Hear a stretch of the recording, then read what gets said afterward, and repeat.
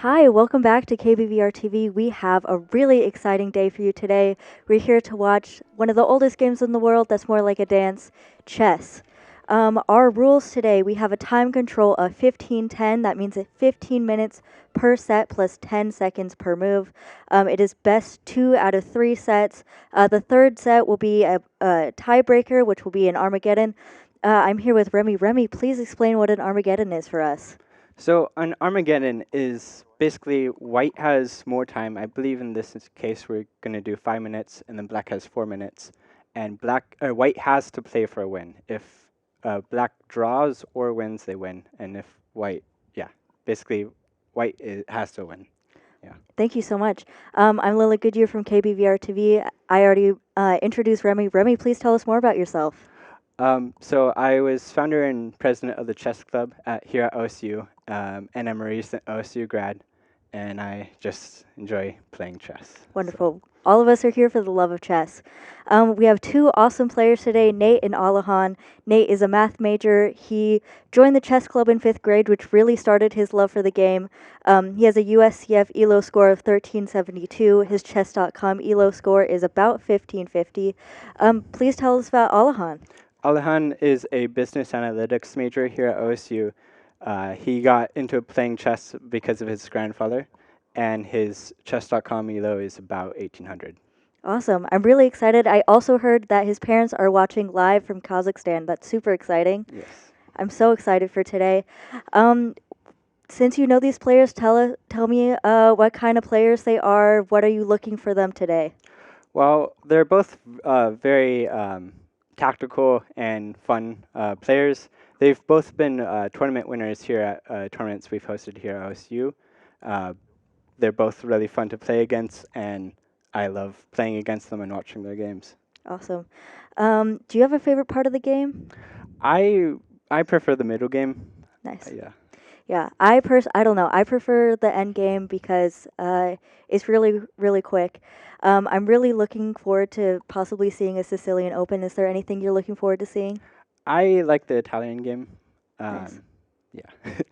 Okay. Thank you again so much to Chess Club for being with us today. Everyone watching live, we couldn't be here without you. Thank you so much for tuning into KBVR TV. We're gonna toss to a break and then we'll be back.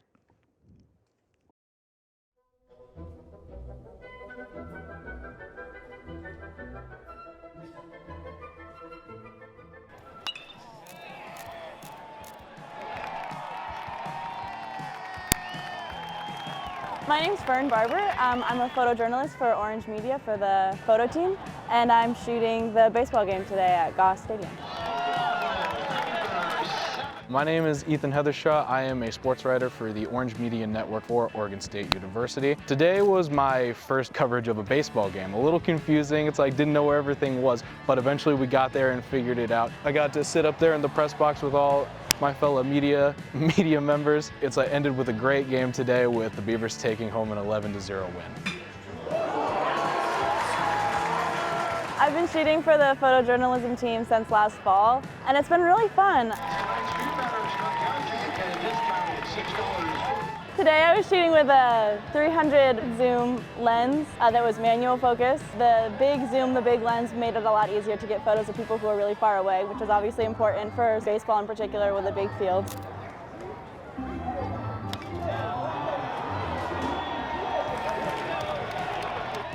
Would you say it adds a lot more fun, or do you think you'd prefer staying on the mound and just getting your strikeouts? I've been an athlete all my life. I played football and wrestled throughout all of high school. I've been writing for the Daily Barometer for I think close to maybe 3/4 of a year now. I've been shooting for OMN for almost 2 years now. I'm graduating this year. I didn't have a lot of experience with photography when I first started with OMN, so if there's anyone who wants to get into sports photography or photojournalism or just photography in general, the photo team is a great place to start. I wanted him to slide.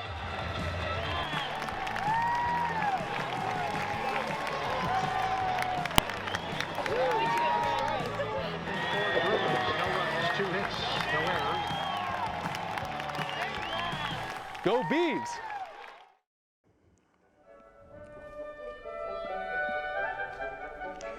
Hi, and we are so back. Thank you for being with us today. Our two players are getting ready to start the first set. We have Alikhan on black. We have Nate on white. That means Nate will be opening. All right. So we have the Scandinavian here. I kind of expected this. I know Nate typically plays e4. Although I was kind of expecting a Sicilian from Alikhan. I was also expecting a Sicilian Open.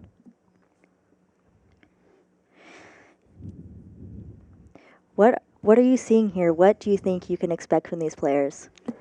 A very dynamic game. Both of them I know would go for a sack if they see a fun, interesting one.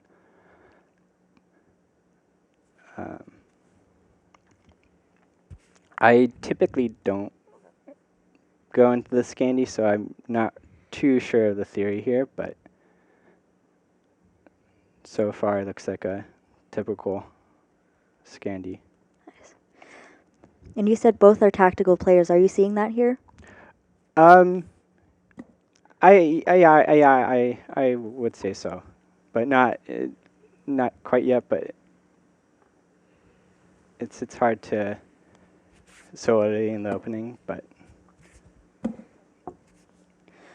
What are the benefits of a Sicilian Open? I would say it's an opening that tactical players I guess would like to go for. It kind of opens up the center, and it's a fun and dynamic game.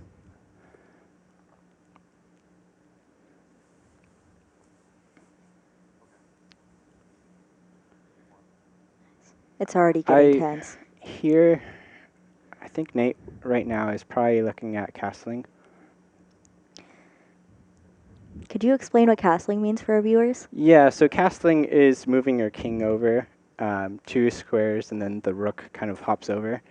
And it kind of, and yeah, Nate castles here. It kind of helps your king get to safety, and it's a nice developing move. Yeah, totally a game changer when I learned castling. Now here for black for Alikhan, I'd probably look at opening up my e pawn, or maybe moving the knight to castle queenside. Okay, yeah, he opens up his e pawn, so he can get his bishop out, maybe.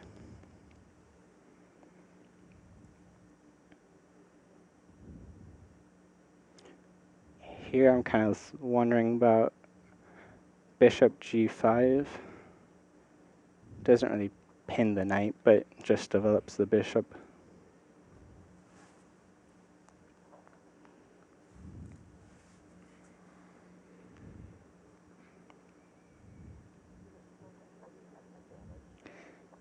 Does it look like anyone has an advantage at this point?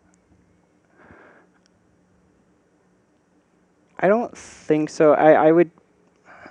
I'd prefer playing white here, but I don't think it's a huge advantage.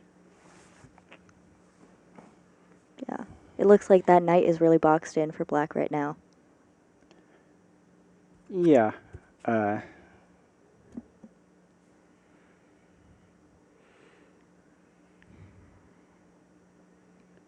so Nate moves out the bishop.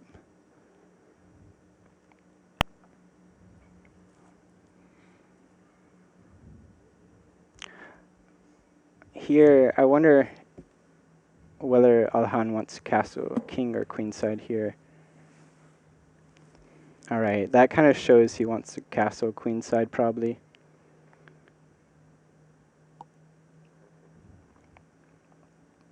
Is there anything different from these players you're seeing right now than you've observed in the past? I wouldn't say so. I'm looking forward to seeing the middle game when the game kind of opens up and becomes more dynamic, but right now it looks pretty fun and interesting. Yeah. Smooth sailing. Middle game, it gets a little more difficult. Yeah.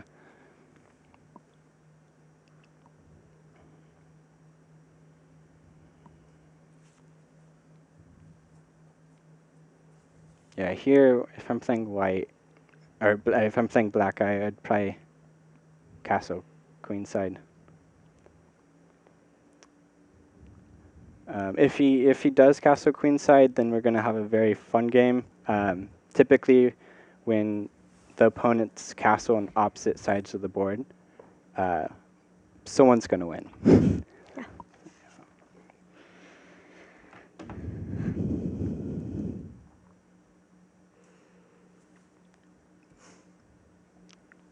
Oh, okay.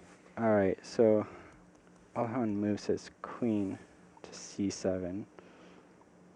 How do you think that's going to shift the game with that move?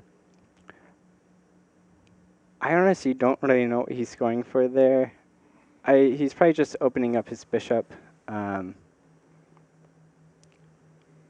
It's kind of taking it a little slow, but I think it's a good move. Do you think he's going to attack that knight? I don't think so. Because the knight can just move away or stay. It's not really being pinned. And Nate can just push it away with pawns. So like pawn a3. It looks like he's playing the long game. Yeah.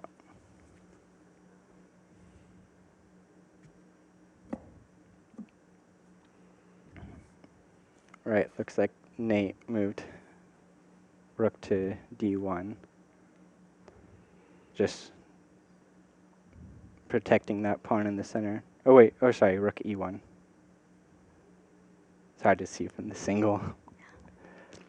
And we are playing touch rule. That means if a player touches a pawn, they have to move it. Oh wait, it was d1. Okay.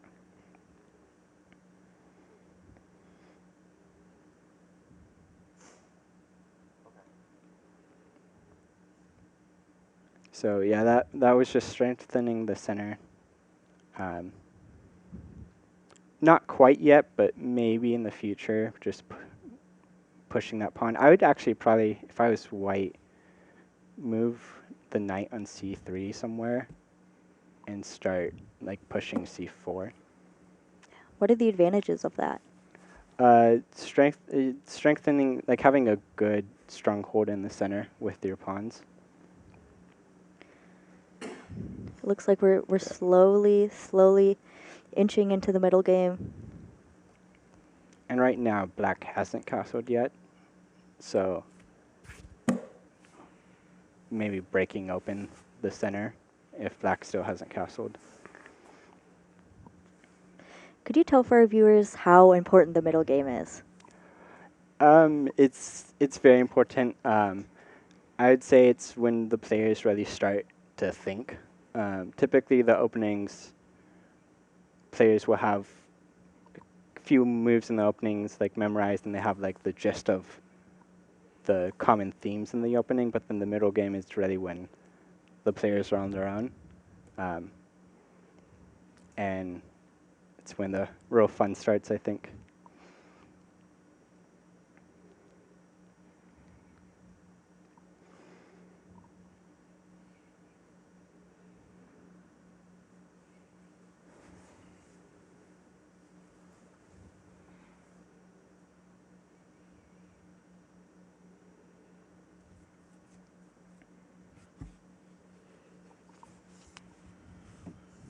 Does Remy look stressed? So sorry, What? you are Remy. Does Alikhan look stressed? I don't think so. He looks just in a deep think. Mm-hmm. Is he that kind of player? Does he get really in the zone? Yeah.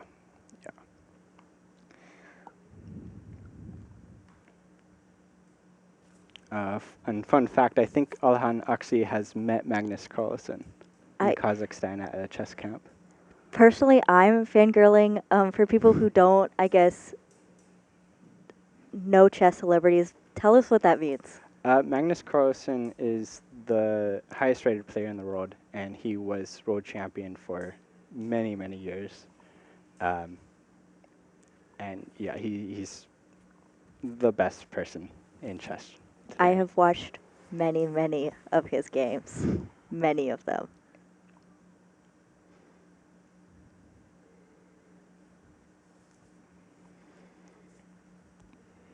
It looks like both players are really getting intense, planning their next moves. I'm really excited to see what happens next. Yeah. Yeah, here for white, I really like moving that knight off of c3 and pushing c4.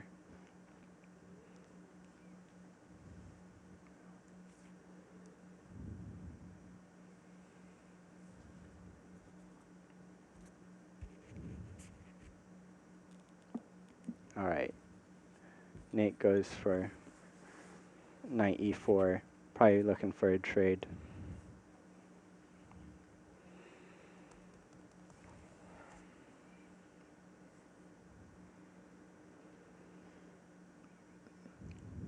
If I'm black here, I'd probably go for the trade. I don't like any of the other, or actually maybe, now I'm looking at it, maybe leaving it.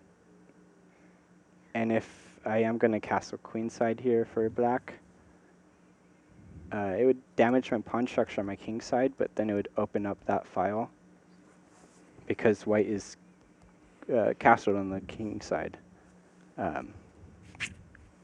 It kind of open up the rook for that. But Alikhan goes for the trade there. Nice.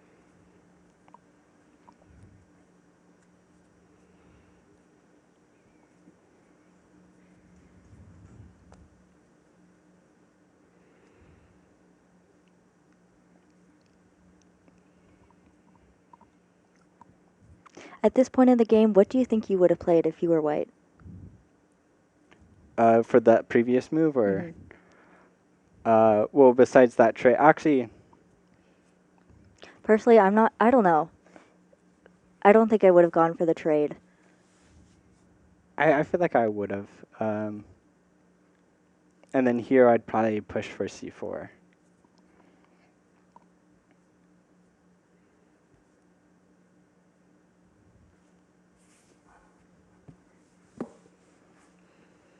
All right, Alikhan finally castles queenside. This will lead to a dynamic and interesting game. I think someone will win and someone will lose this game. Yeah. And castling at this point in the game, what does that mean for the players? What does that mean for Nate? It kind of sets up the structure for the rest of the game. Both players know where generally it sets up the structure, and right now the game plan for white is to push all the queenside pawns, and the game plan for white or for black is to push all the kingside pawns. And it's called like a pawn storm, kind of on either side, just looking to push into the enemy, towards the enemy king. Now, right now, Nate is threatening c5, which would fork the knight and the bishop. So Alikhan has to do something about that.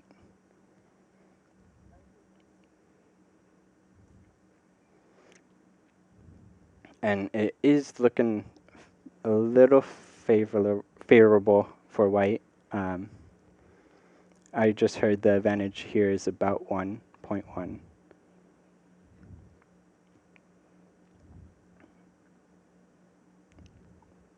So that means pretty much that if you're in the game, it feels like white is up 1 pawn. Yeah.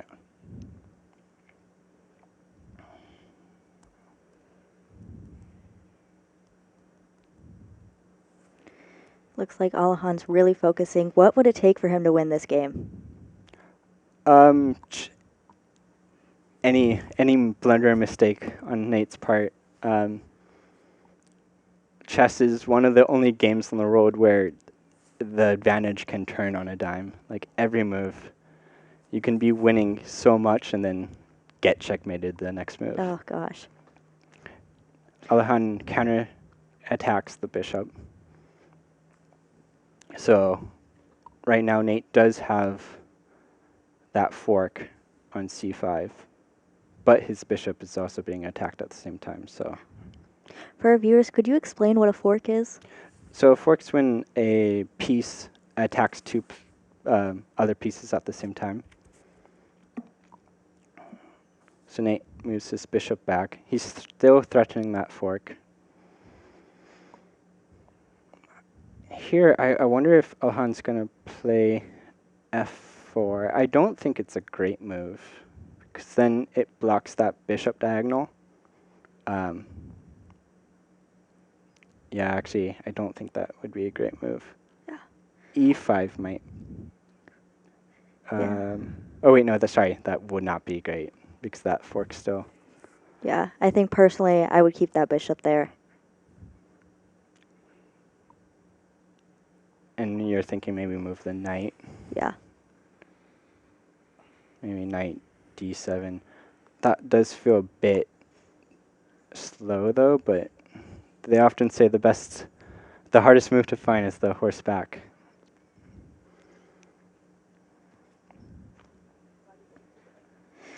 Why would you say moving the knight back is one of the hardest moves?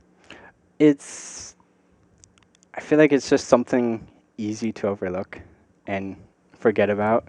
Mm-hmm.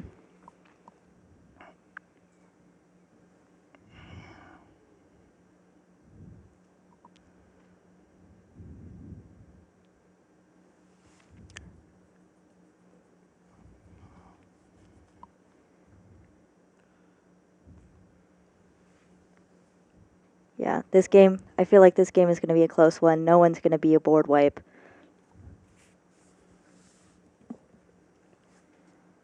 All right, so he moves his bishop back to e7.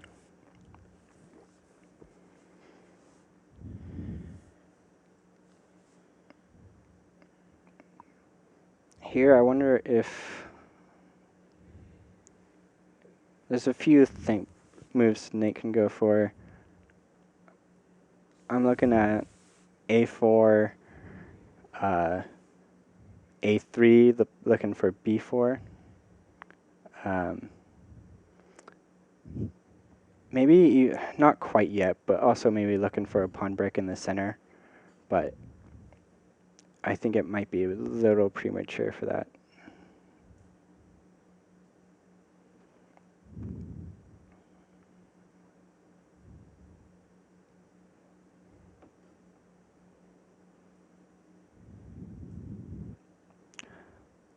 Me personally, I would probably move that bishop forward to protect the king. The bishop forward to protect the king. Right.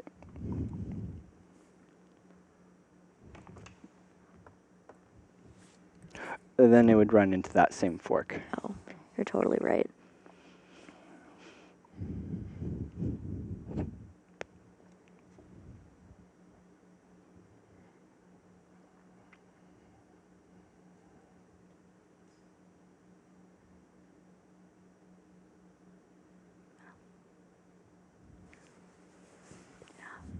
How are you feeling about this game so far? It feels like white has a medium advantage here, I'd say. Definitely not winning for sure, but I would definitely prefer being white here. Yeah. I did just hear that there is a 2-point advantage for white right now. Nice. Yeah. Definitely feels like that. Mm-hmm.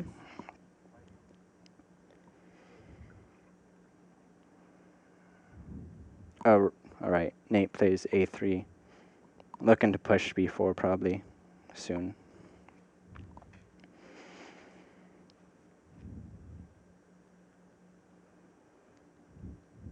I do like that move. Just preparing for the pawn storm on the queen side for white.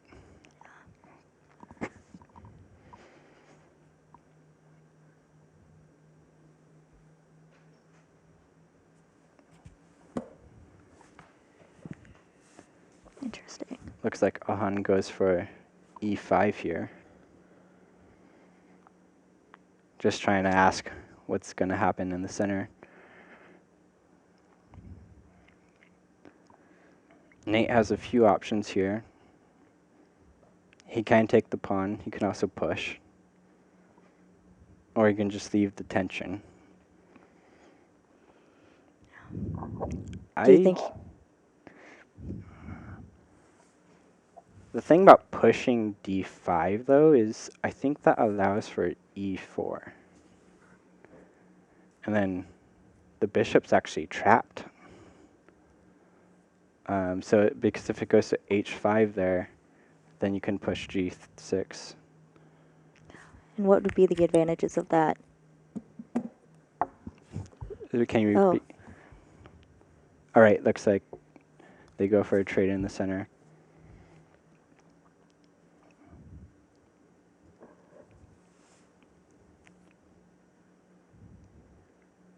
Here, I wonder if Alikhan takes the queen, or it takes the pawn with the queen. That might open up. If he does do that, then I think Nate would probably take the knight on b6 with the bishop, and then there'd be a trade of queens, probably, and then taking that bishop at the end. Yes. All right, he takes the pawn. Looks like we're moving into the middle game here. Yeah. Moving that queen out.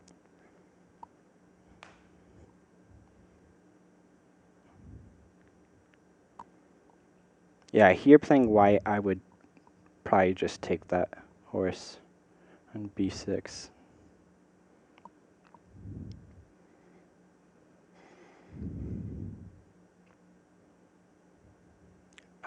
The pawn on b2 is also being threatened, but it might be a bit too risky to... Oh wait, sorry, it's not. It's protected by the queen.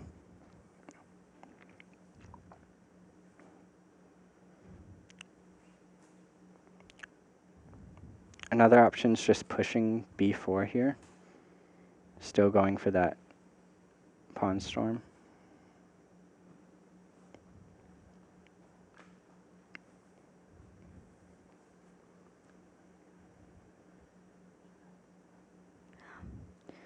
I think what would your strategy be at this point in the game?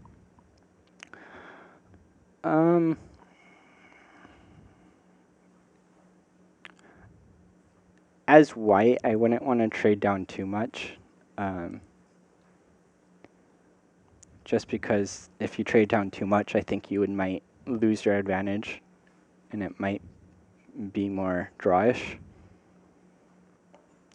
As black, I'd probably want to trade down here.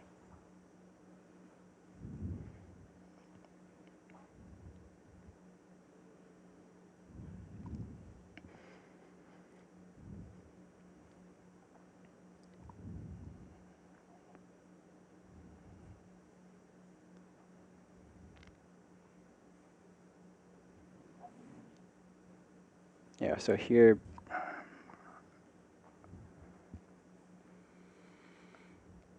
I feel like either bishop takes b6 or b4. I know I just said white doesn't really want to trade down, but it does damage the pawn structure on that side, and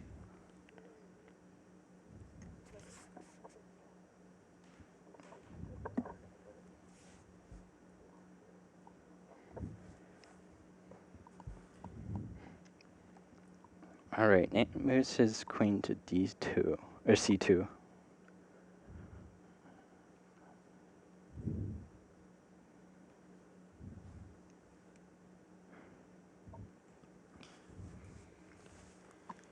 And I think we did talk about how both players are very tactical players. Are you seeing that right here? Not quite. I feel like it's kind of been a more positional game. There hasn't been really any flashy or fun like tactics I've seen yet.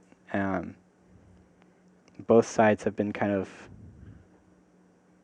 more positional and taking things slow.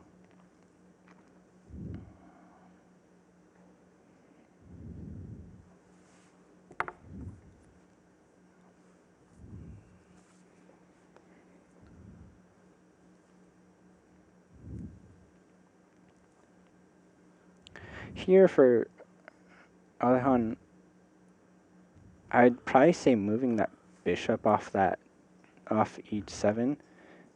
I'm not. It doesn't really look happy there.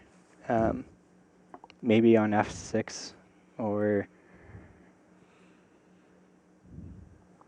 even maybe right now d6. And then you set up that bishop queen battery. For d6, c5. Oh shoot, that is that's a fork I didn't see.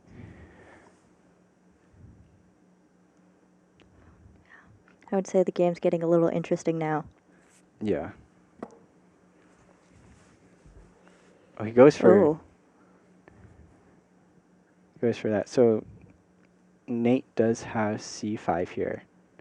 Then I would expect to see queen h2.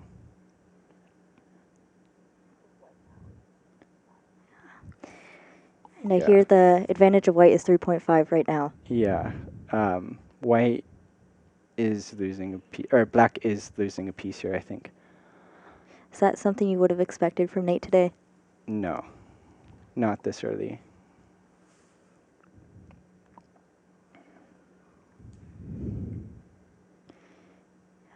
Really interested to see what is going to happen with that bishop. Yep, I think it's going to be lost. Either the bishop or the knight. Yeah.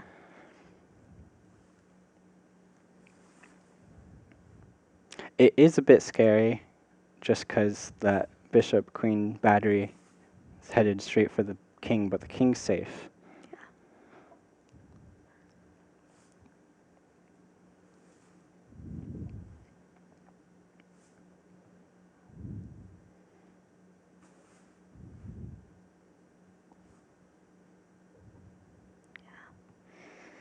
What do you think would be a good next move for Nate? Right here, c5. Yeah. And what would be the advantage of that?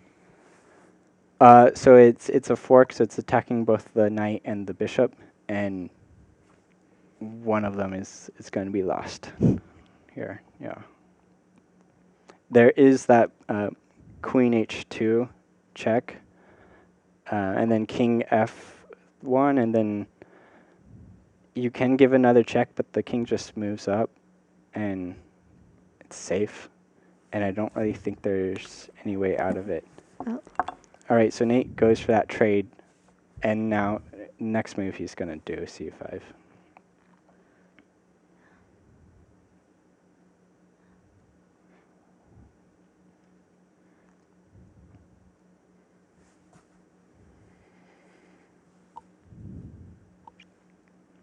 Yeah, so white here is, I feel like, is definitely going to win unless we see another blunder on the board.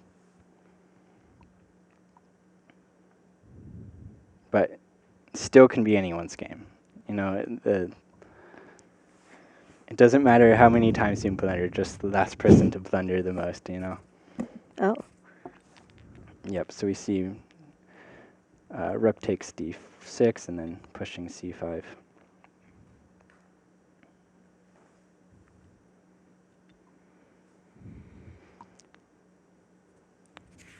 He's probably going to move his rook away and have his knight get taken.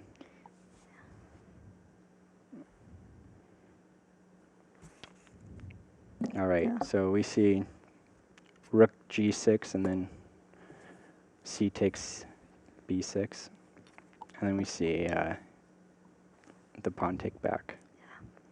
Now I do like Alikhan's move here, rook g6.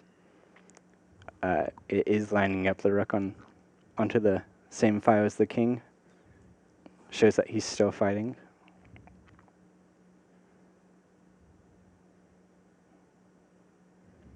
Although that bishop on f3 protecting that key square, g2, it's kind of annoying for black.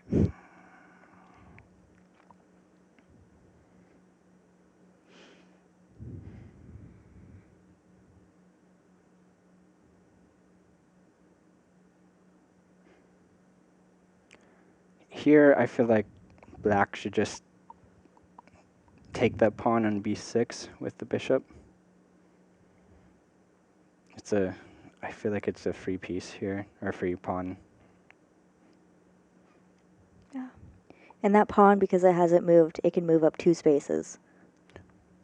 The pawn on b7 can move two spaces once it's clear, but the pawn on b6 can only move 1.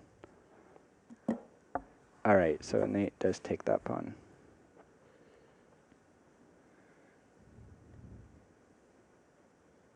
But yeah, you are right. The pawns can move 2 spaces for their first move, and then only 1 space after.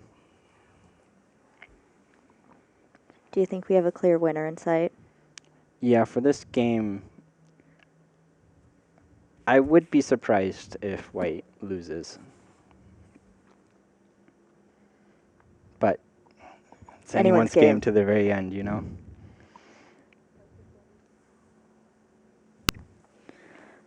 Right. White is an advantage of 5.4 now. I wonder here if sacking the bishop on c6, I feel like that works. Yeah. What would be the advantage of that? Oh, wait, so I did not see that rook there on g6.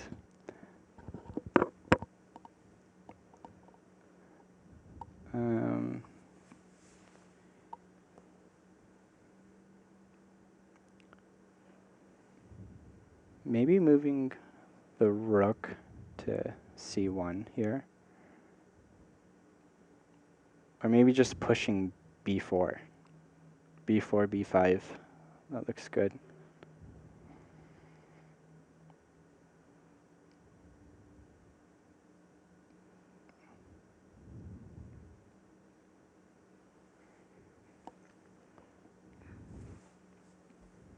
Yeah, here is white. b4, b5 looks pretty good.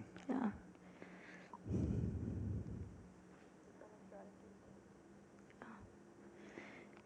What kind of strategies do you think they're going for? Trying to open, do you think Nate's trying? So Nate has 2 options here to win the game. Checkmate or trading down. Right now it looks like he's not looking for trading down. Both are valid options here, but looks like Nate is going for active play, trying to get checkmate here. And for black, I guess Alikhan here just has to complicate the game and hope that Nate blunders.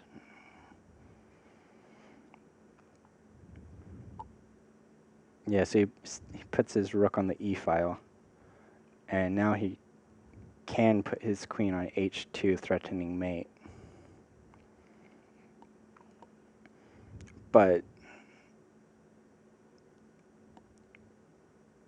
I don't think he has anything here.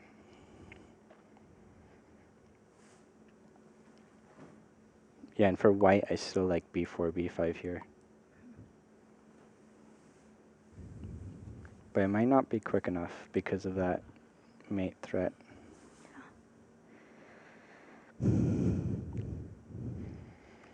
A move to b4, b5, would that be an aim to open up that king? Yeah.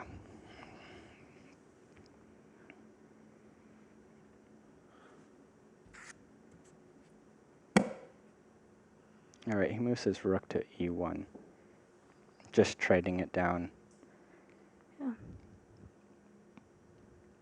Now, because white is up material, white wants to trade down if possible. Oh. And that's another way to go into basically setting up for a winning endgame here. Mm-hmm.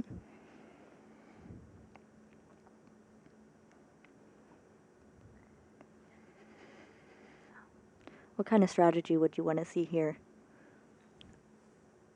For Alikhan, I feel like he shouldn't trade here. If he trades, it's just not looking good. I feel like he wants to keep the pieces on the board and just try to complicate the game as much as possible. Mm-hmm.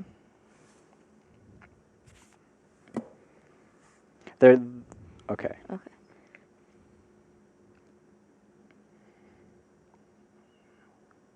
So he just sets up a rook battery. I think Nate here probably would trade.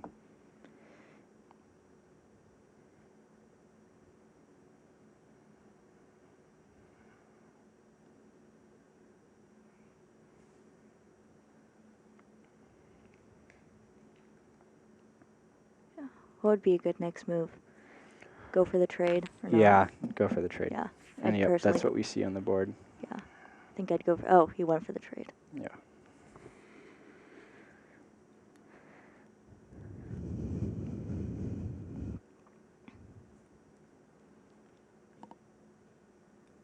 Do you think he's going to move that bishop down? Back to e3. I was looking at that. I don't think so because it is kind of nice there on b6, but it is definitely a valid move, I think.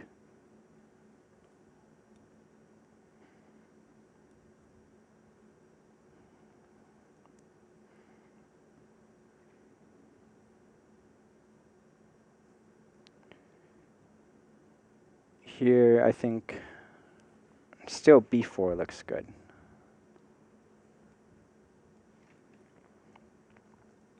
Yeah, b4, b5. Yeah.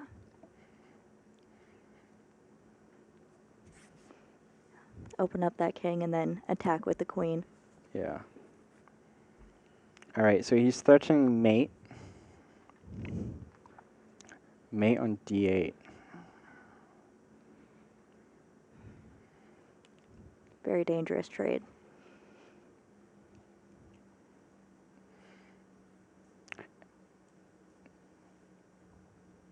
Now, black, the simplest here would just be to move the rook back to e8. d6 is also an option because that's protected by the queen.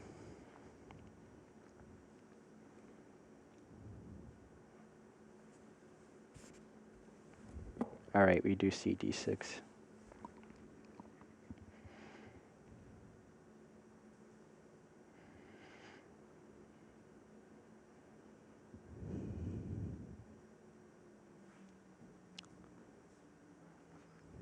At this point in the game, what do you think it would take for Nate to win? A serious blunder. Oh wait, no, sorry, Nate to win. Nate, it looks like he's gonna win. I'd be surprised if he doesn't. But for Alikhan to win, Nate would have to blunder pretty bad here.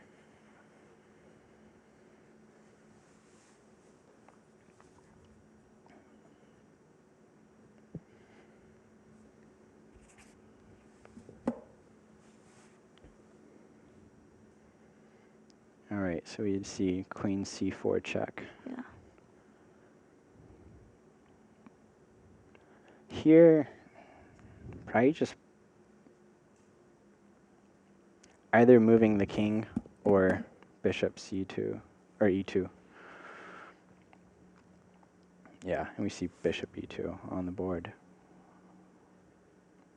Just protecting and then asking the queen where it's going. All right, we see queen c2. Oh, now it's getting very interesting. Yeah. Do you think Nate is going to go for the trade? I personally wouldn't. Sorry, what trade? I don't think he's wanting a trade on e2. He might move his. All right, what do we see on the board? Oh, the queen moves back Yeah. there. E4. Yeah. That's actually checkmate in one if he doesn't move the king there or something else, but he does move the king. And he puts his rook behind the queen.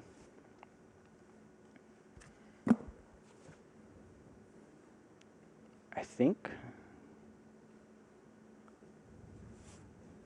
he won.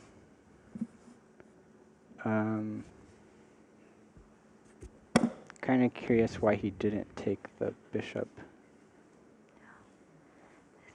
Do you know why he didn't go for it? No.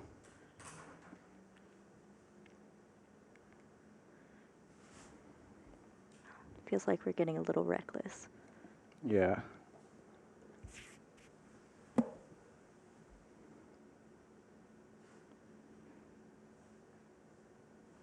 Kind of looked like Nate lost a piece there, but Alikhan didn't go for it. I'm not sure why.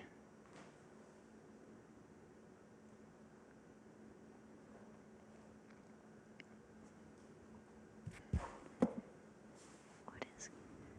All right, now we Okay. see G5. I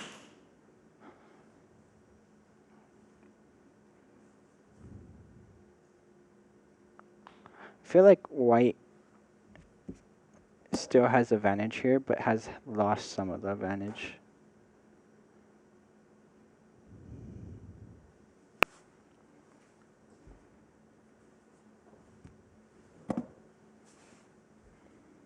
Alikhan moves his king up.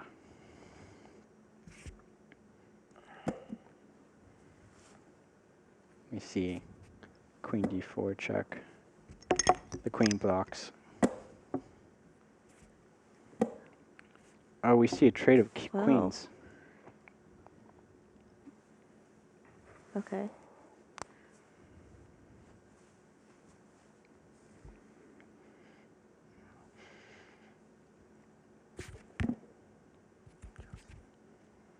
All right, we see d4.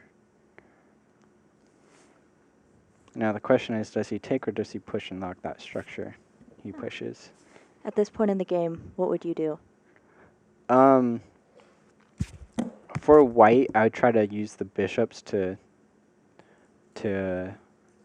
attack the weak pawns.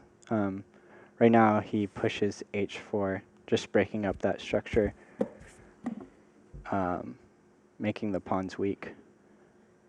Yeah, now there's no way he can protect that h pawn.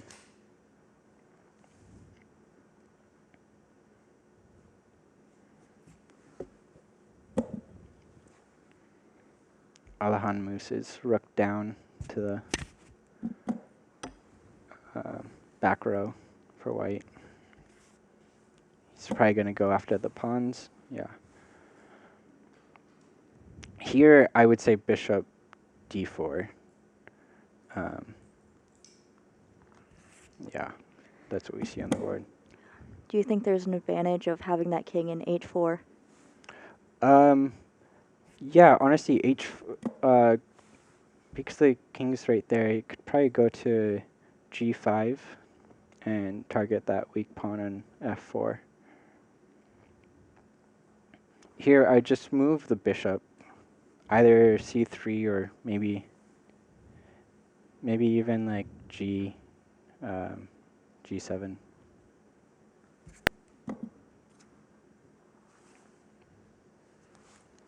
I don't know about you, but I'm kind of sweating right now. Hands are like clammy. Oh, it looks like we do have bishop c3 on the board. Pushes the pawn, although here black can kind of threaten b4 here. That just kind of trades off all the pawns pretty much on the queen side.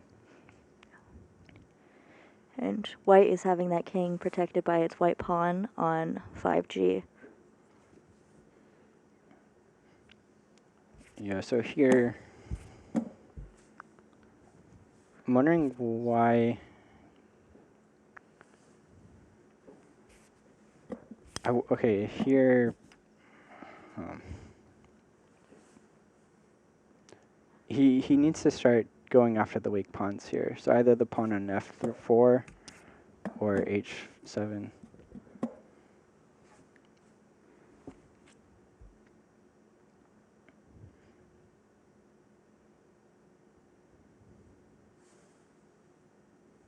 Oh, the electronic board's still catching up. So he did go after the pawn on f4.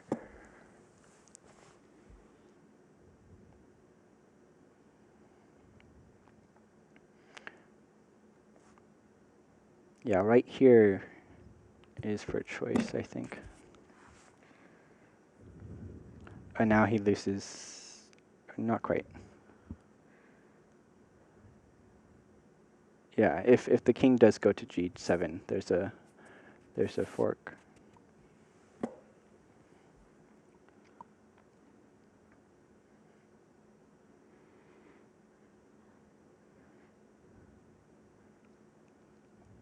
I wonder what the time situation is. I can't see the clock.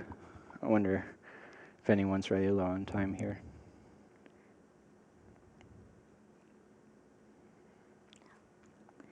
That Here, I'm wondering, just move that bishop. So he moves it back to his back row. I would have gone up with it, maybe to bishop c5, so it can come back and be protected by the pawn, but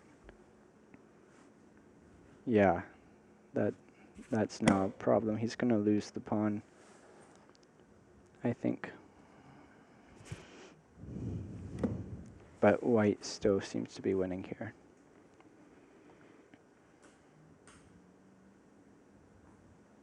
So now black probably should move the bishop and lose the pawn on f2. Or sorry, white. Yeah, no. Probably rook takes f2. That was a small mistake there, but I think white's still winning if he can keep the pawn alive. Moving that rook back.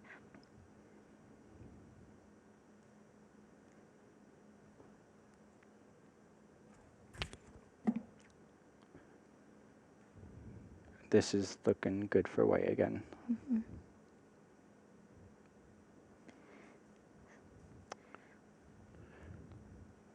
We'll probably see rook g1 check. And I wonder if he's going to trade off, or like sack the rook for the pawn. Because then it'd be two bishops versus a king. Which is hard to checkmate. But looks like he doesn't go for that.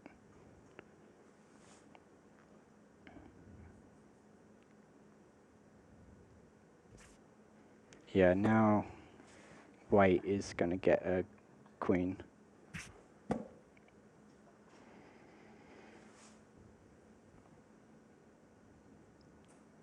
Yeah, I don't think there's any way black can stop white getting a queen here. Huh. I feel like white has a clear advantage, but it could still be anyone's game. I'd be very surprised if Nate loses this. But yeah. Yeah. Do you have any predictions? You know these players more than I do. I'm curious what we'll see from Alikhan when he plays white. But it seems like Nate probably has this.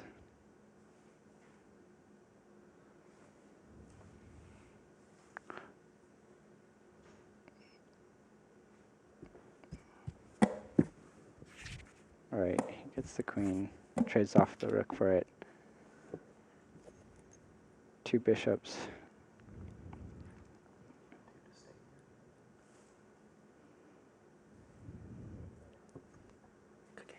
And they go for a draw, actually.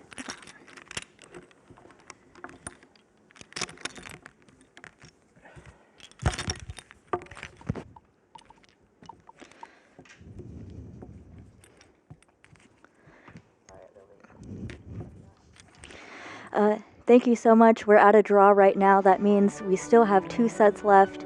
Thank you so much for being with us live. We're going to go into a quick break. Thank you so much again for the Chess Club for joining us today.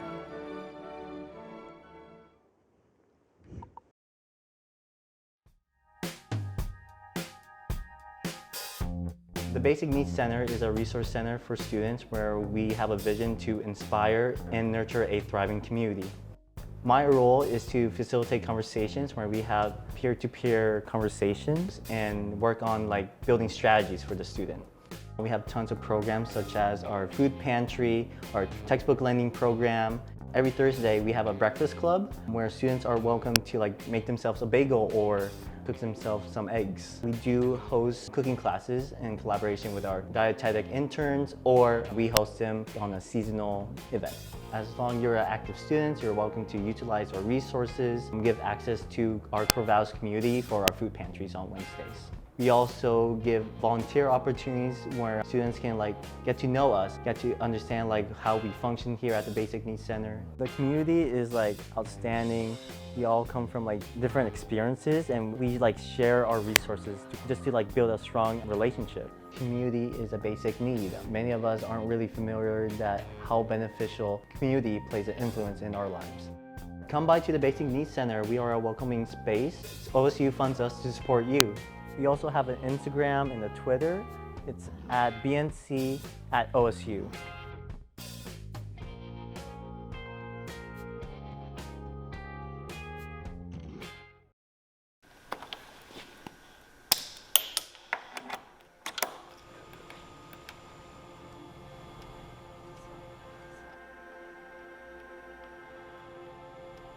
Are you the person your grandparents call when their TV stops working? No. Okay, so you want to hit the large red button. No, Mimo, that's the blue button. I can tell you're pressing the blue button. Have you ever turned something off and then back on and it magically worked? Do you ever look at someone using technology wrong and in your head you think, man, this person is not doing this right, but you kind of decide not to say anything because that could be rude, but it also would save that person so much time? Have you ever dreamt of untangling cables? Do batteries look like a tasty snack to you, and you tried to eat them once, but then you got sick, but after you recovered you did it again because deep down you knew that the batteries would give you so much energy? Do you feel a deep sense of purpose when you push a button? If any of this applies to you, you may be entitled to financial compensation. As a student engineer at KBVR TV. No experience required. An endless fountain of audiovisual knowledge awaits.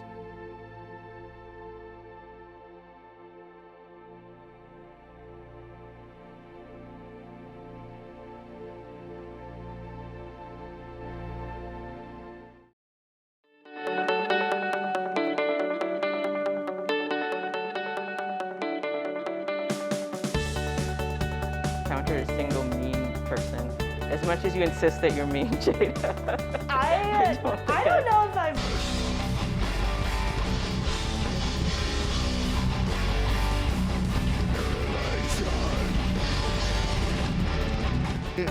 For Black History Month here at Oregon State.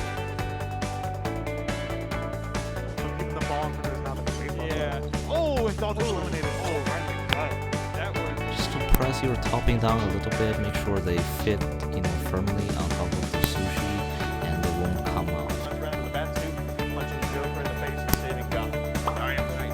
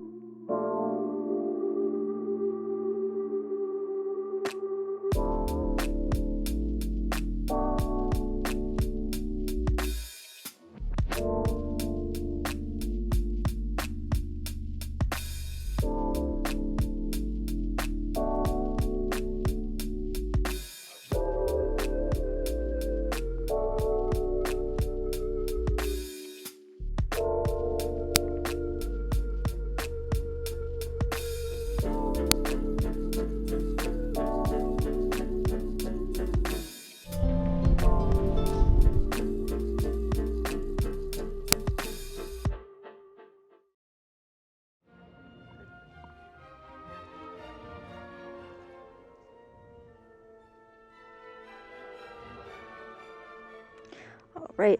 We're back from the break. Thanks Yep. so much for having us. And I do want to apologize. I misspoke there. Nate did actually win the last match or set. So. All right. But that does mean it's still, we're 2 out of 3, so it's anyone's game still. Yep.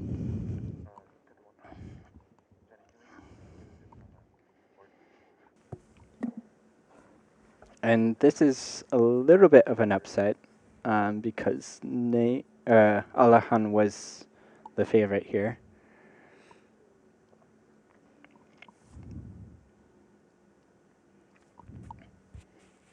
Although now Alikhan is playing white.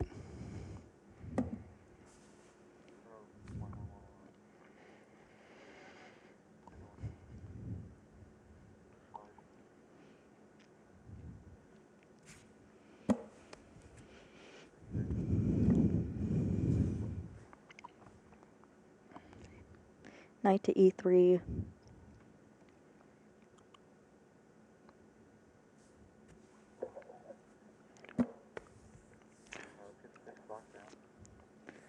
Now here we're just getting out of the opening.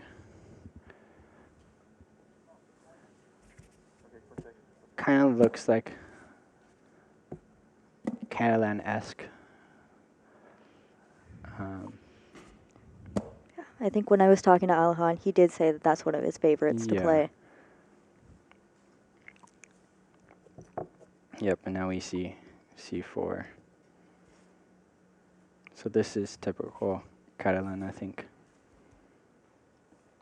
Again, another opening I'm not so well versed in, but it looks pretty standard here.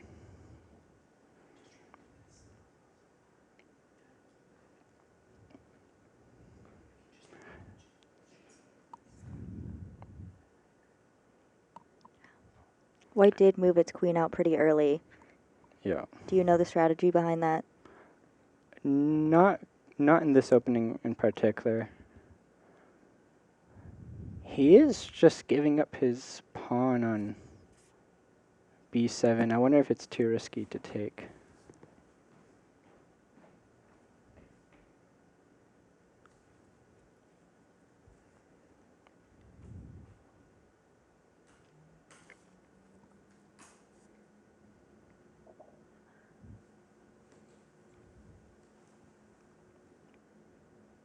Oh, I think the board was not updated.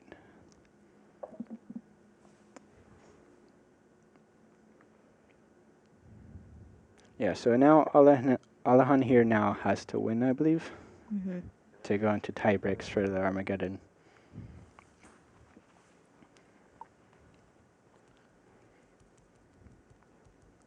Black has a slight advantage, but pretty equal here.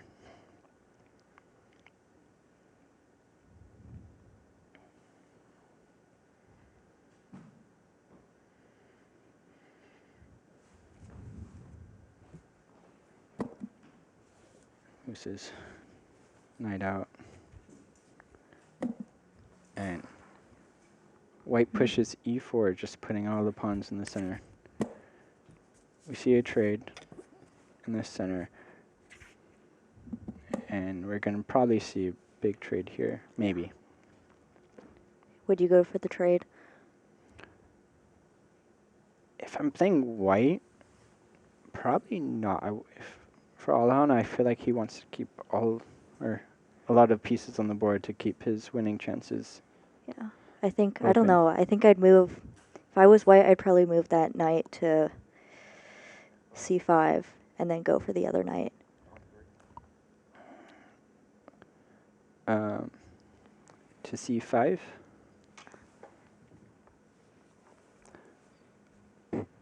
Oh, sorry. Yep.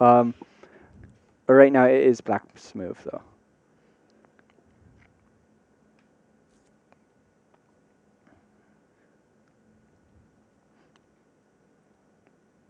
So right now I think it is on.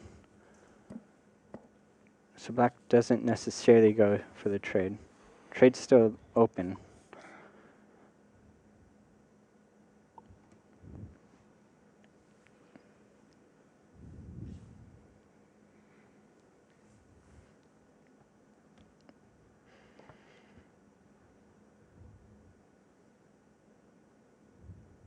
Wonder here if white just develops his bishop here.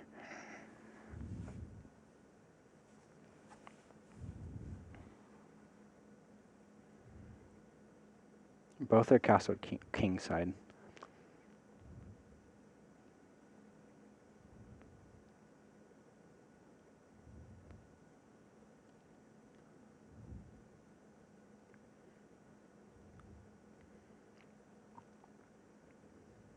Yeah, so here, if I were playing maybe bishop, e3 or f4.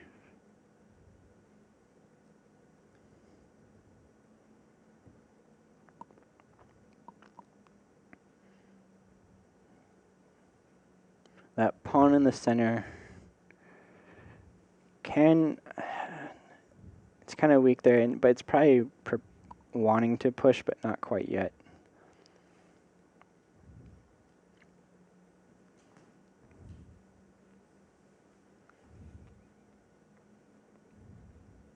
White can also just go for the trade here. Trading on f6, or like you said, going to c5, asking for another trade.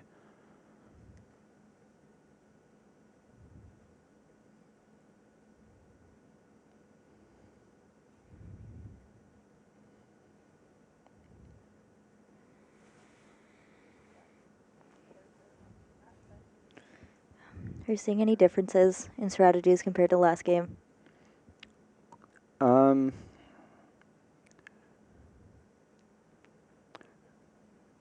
Not. It feels a bit more solid on both sides here. I feel like Alikhan, though, has to play a bit more risky for a win here, but he is playing white, which is a bit preferred, although right now it's really even and looking kind of drawish, but it's anyone's game right here.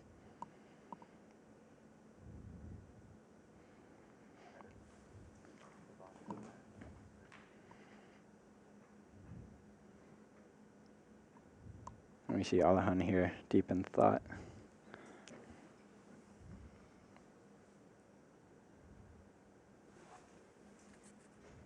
Oh, he looks like does go for that pawn trade. break in the center.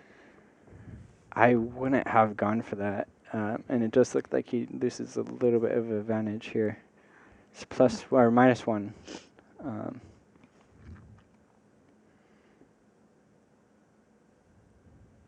Yeah, I think that pawn push was a bit premature. Yeah, I'm not sure if I would have forked like right then. Yeah. Now Nate goes for the trade of rooks or of knights.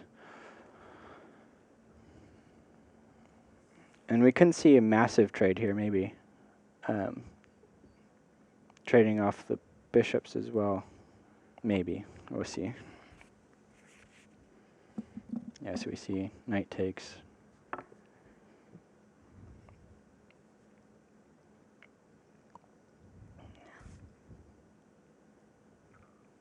Knight here takes the pawn in the center.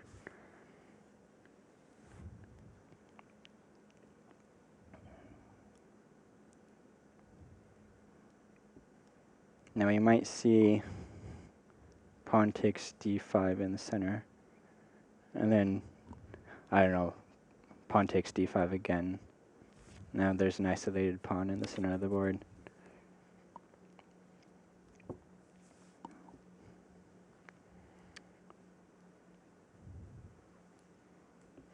White here also can move the... Okay, we do see that trade in the center.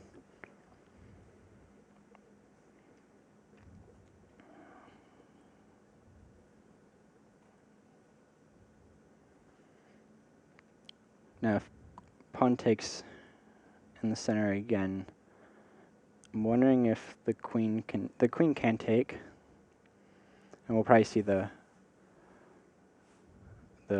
knight move, discovered attack on the queen, but I don't think there's anything there.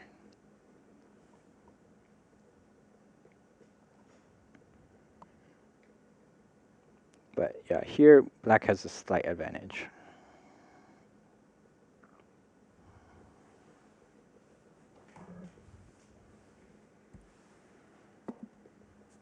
All right, we see knight b6.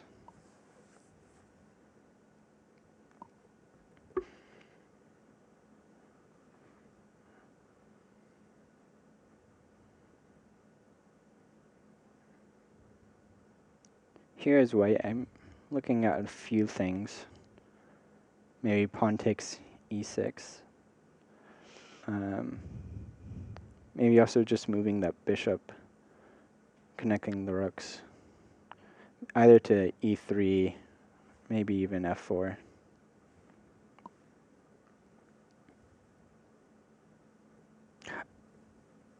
I don't think it quite works, but pushing the pawn is interesting, but not quite. It doesn't quite work here, I think.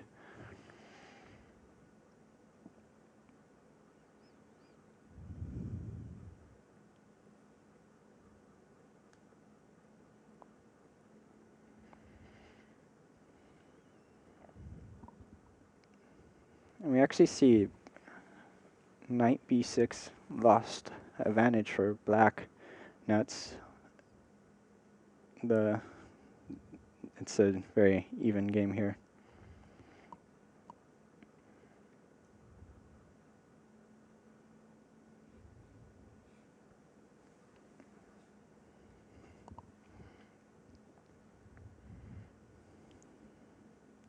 Curious to see if that bishop's going to move from Alikhan. Yeah, I feel like here is white.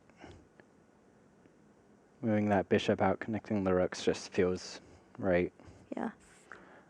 Goes for the trade of the pawns.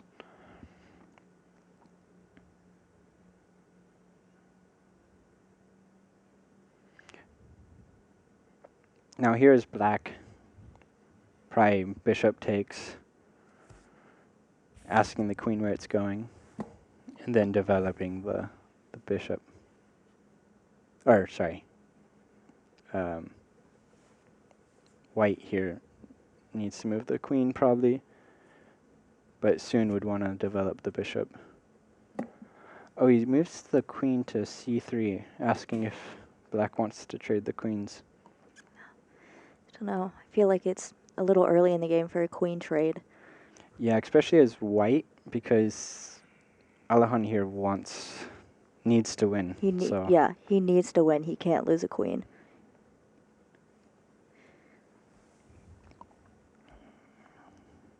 Yeah, here is black. I would go for the queen trade. Yeah. He doesn't. That's interesting.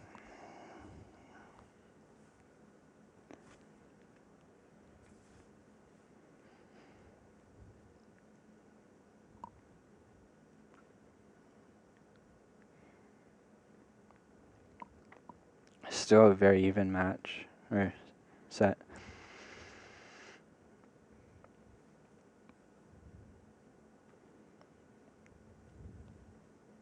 Yeah, here's white. I feel like he has to move his bishop now. Mm-hmm. Connect those rooks.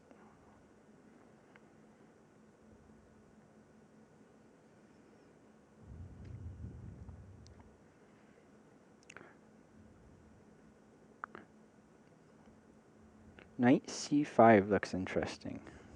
Mm-hmm. Yeah, basically offering a trade for a knight and a bishop.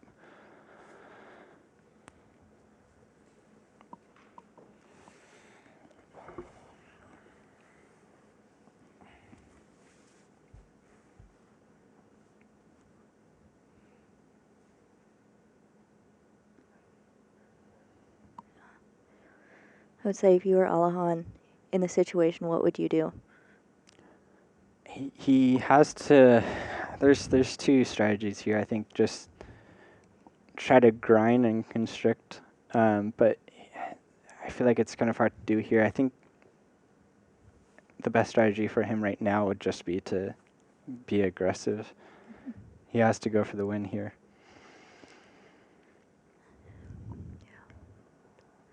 No, I feel like he has to attack with that queen now. Yeah. And get the bishop in the game as well. Yeah.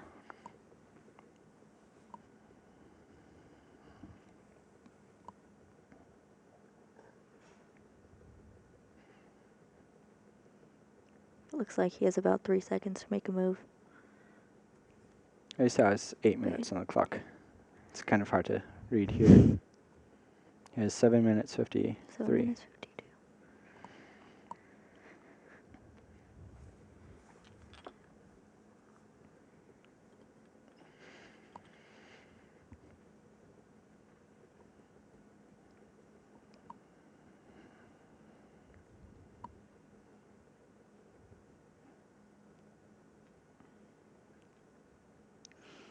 And as far as what you know about these players, are you seeing any patterns in their playing, or is this kind of a whole different strategy than you've seen before?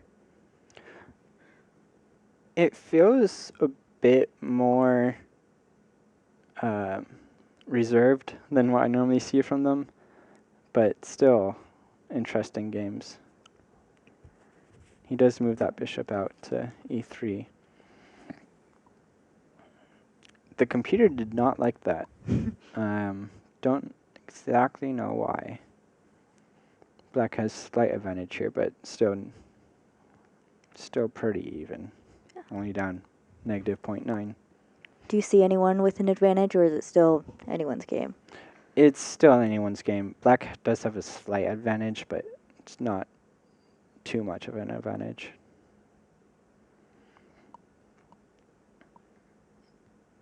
But black is also up on time by about 5 minutes, 6 minutes.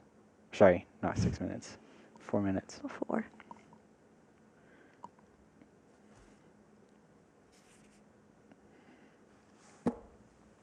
All right, we see knight d5. I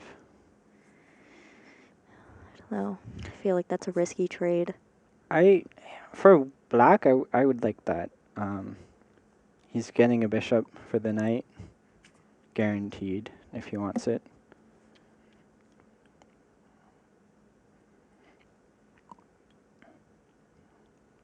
Yeah, here is black, especially in the situation where a draw wins him the match. Trading down seems pretty good here.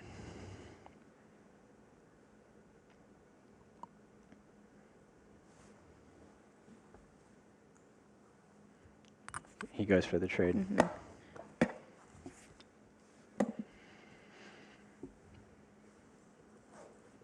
We have that queen in e3 now.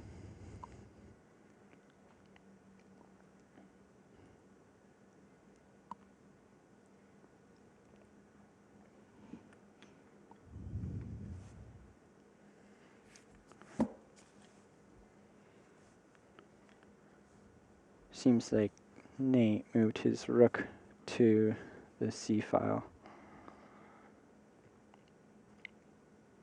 taking up more center control.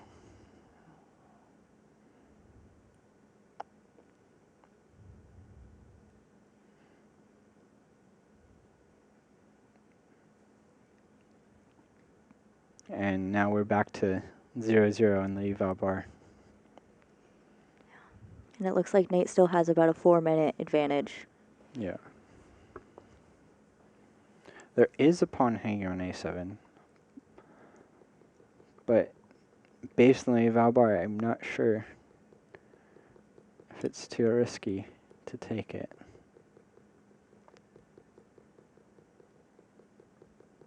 Although if he does take it, I think black's winning the pawn on a2 with the rook back to a8.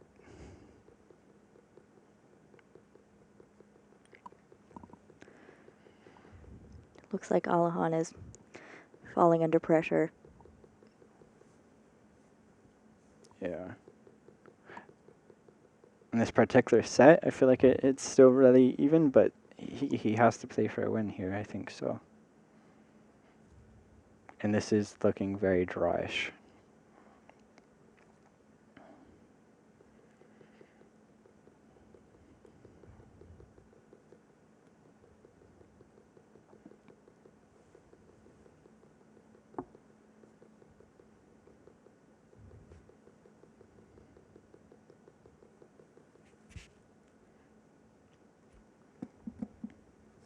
All right, he moves his knight to g5.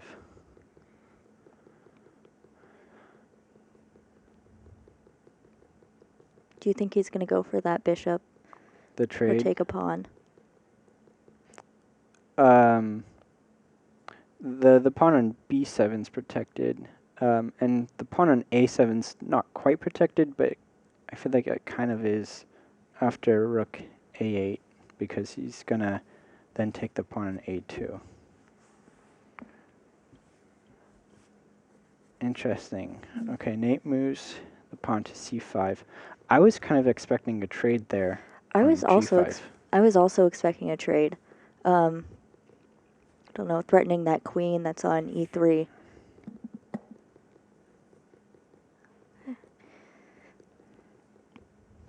All right. It looks like- Alikhan moves his queen up. Yeah, that queen is safe now by Nate.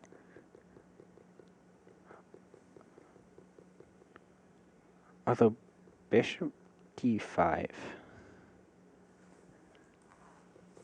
I think that guarantees a trade of bishops if black wants it.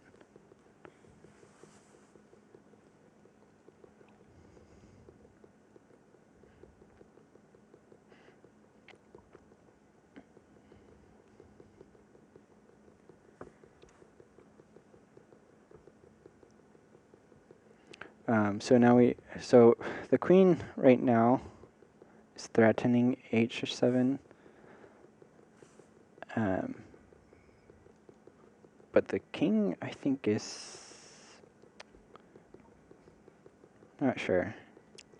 Doesn't look happy, but I think it might be safe. The pawn on b7 is also being threatened.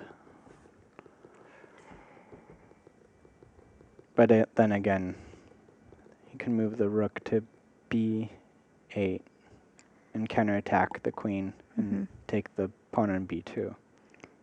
Yeah. If you were white, would you go for that pawn? I don't think so. Oh, wait, which pawn are you talking about? The h-pawn? The one on the edge. Yeah. The one on b7. and It then attack. depends what black does here, but Yeah. that is something I would want to look at. Yeah. And then attack with the knight. All right, so Nate protects that pawn, playing bishop f5.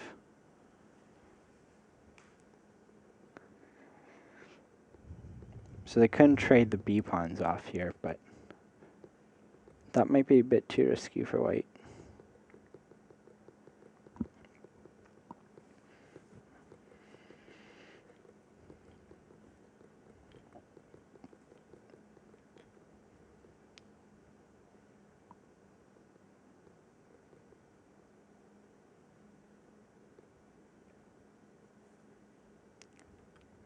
Where's the queen gonna go?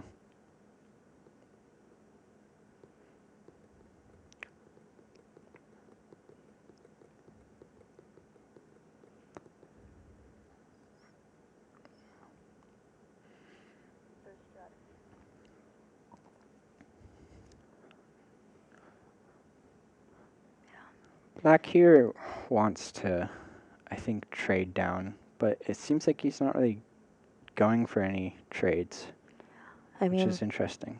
Yeah. I guess if he wanted to be reckless, he could go for that queen, but it looks like... All right, he takes the pawn on b7. Here I'm expecting rook b8, attacking the queen, and then he's going to get the pawn on b2. All right, the queens have been traded off. Did I just miss that that pawn was being protected by the queen as well? I think so. But yeah, now the bishop's going to move and black's going to get the pawn on b2. Yeah. And I can't even tell right now if black has a slight advantage or not. It's pretty equal here. Yeah.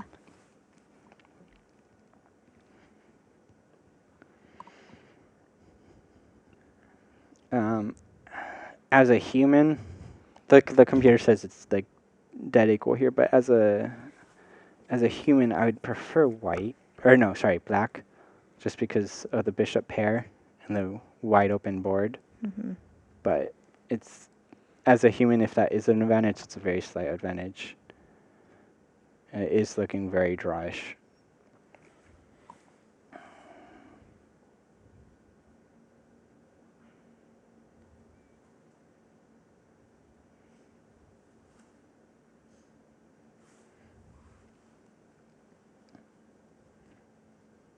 Yeah, the bishop has to move, or white has to counterattack another piece probably, but I feel like the bishop's probably going to move to... It can move to either a6, c6, or even d4 looking for the trade, but white doesn't really want a trade here, I think.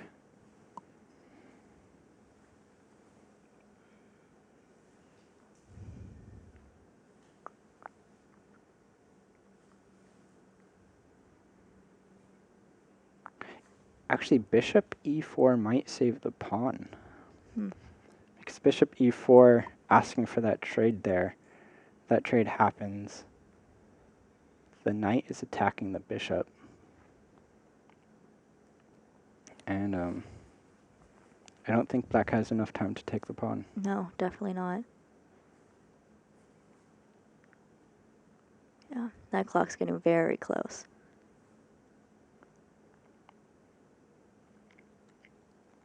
Am I reading the time right there? I think black's down to a minute 46 versus white's 9 something. He does go for bishop e4. But black is getting low on, or white's getting low on time. Okay, yeah, they go for that trade.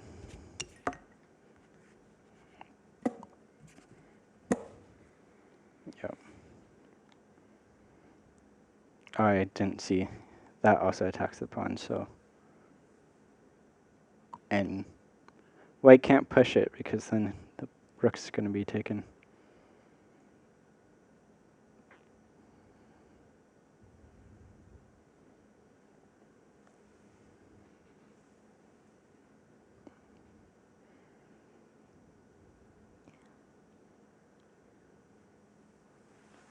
In this situation, would you move that bishop?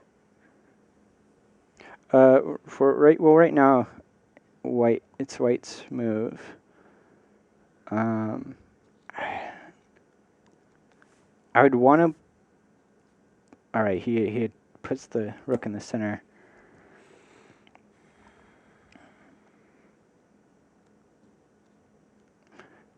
So now if I feel like black can take that pawn. And it would simplify the game because white can... The trade's open. It's up for the rooks. They're staring down at each other if white goes... Or if black takes the pawn with the bishop.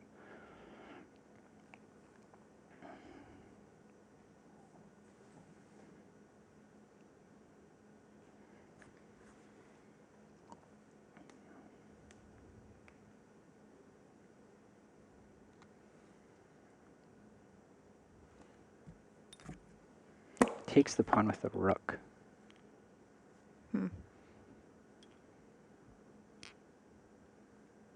Not what I would have taken with the bishop, but still seems alright.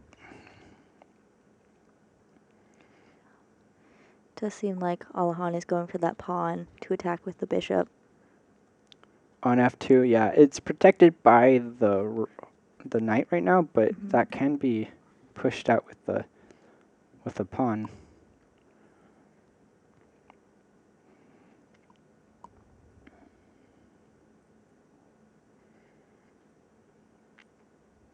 White asking for a trade here.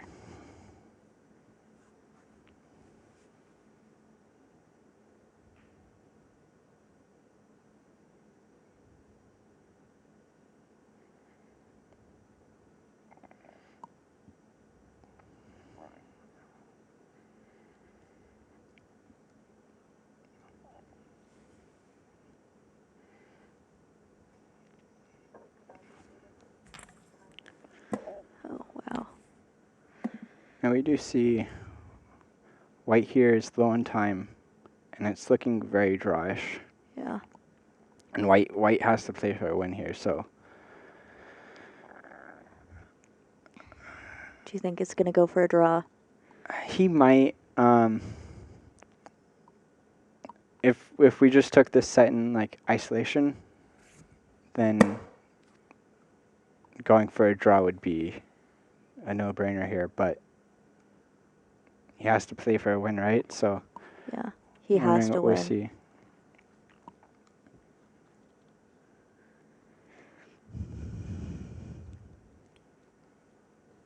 But yeah, this is looking very drawish.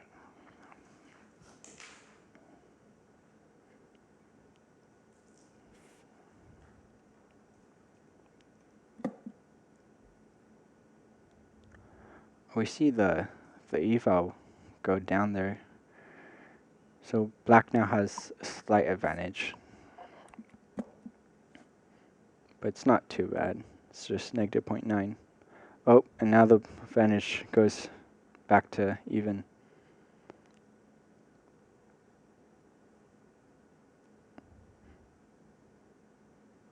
I feel like the game has to be a draw. Yeah.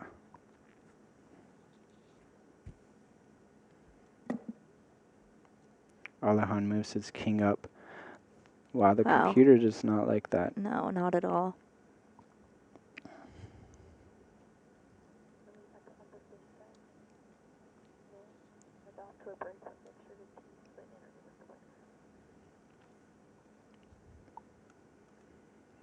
I wonder why the computer does not like that. Also, we can see now white here is down to 26 seconds. Now, they do have 10-second increment, so every move he gets another 10 seconds, but that's still pretty low on time. Yeah. And the clock is a piece.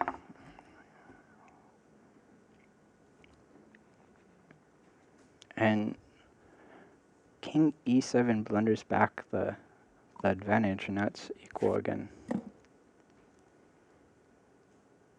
I wonder what we missed. I don't know, the computer did not like that. Yeah.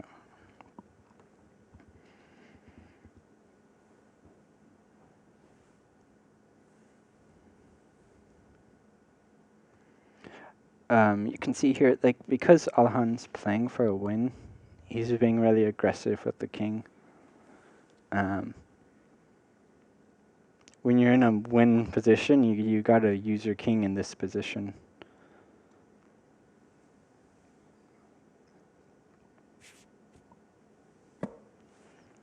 And Nate goes to push a pawn.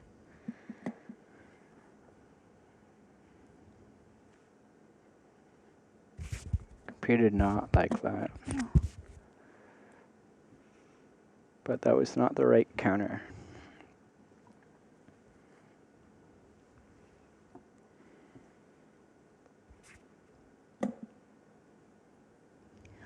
Probably would have moved my king back too. Yeah. Now the rook can come down to d3, but not really sure what to do next.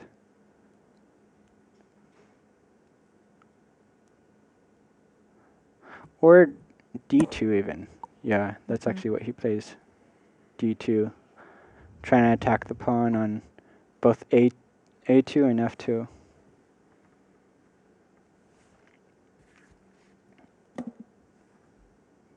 Alikhan's still on 20 seconds. Gives the king a check.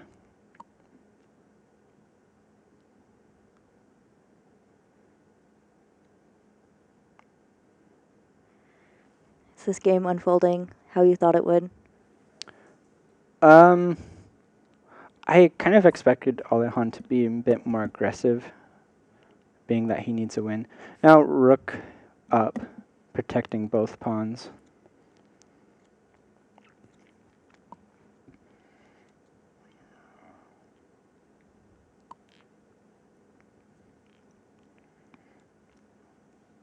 And does he go for a queen, rook trade?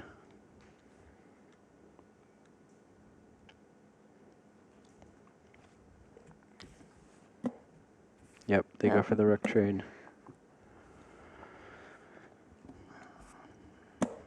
And the king slides over to protect the pawn on f7. Here it's just looking super dryish.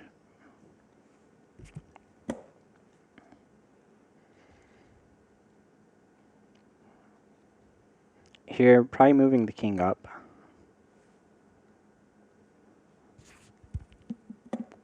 Pushes h3.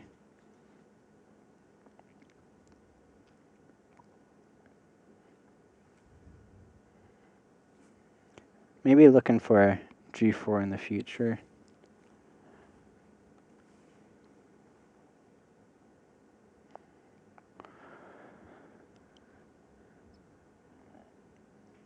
Yeah, this is looking really dryish.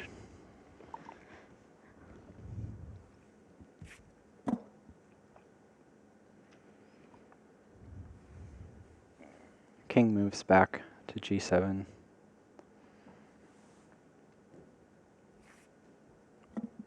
White king moves up. Don't really know how either side makes progress here.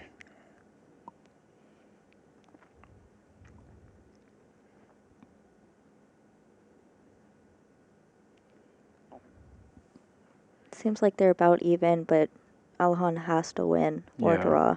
And he's very low on time, which Yeah. can play an important role here.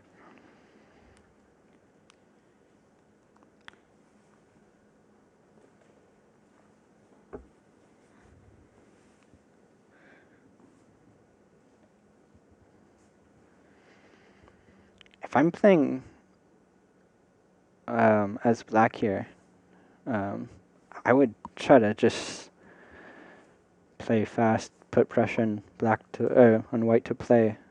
Yeah. Pushes f6 here, pushing the knight back.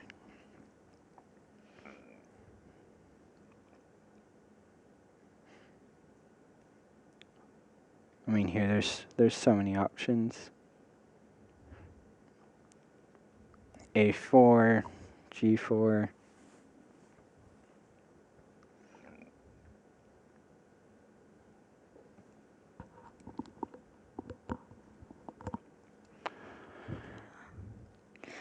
What would you do in this situation?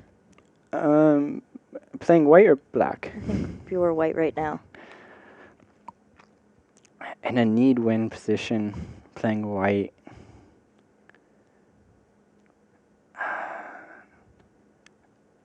I don't know, it's hard. It's just super dry. So if I try to push for a win, it's going to be hard and I'll probably just end up losing. But maybe like getting the knight more involved and pushing the king up more. Like knight d6. G4, but then that trades down a lot of the pawns.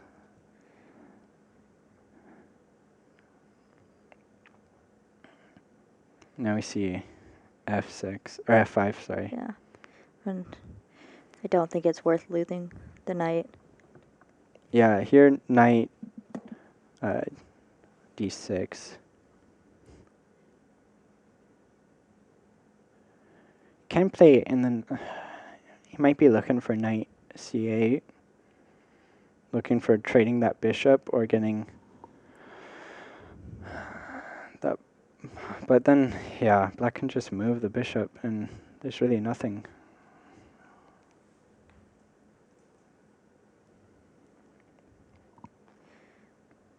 And now g4 is impossible.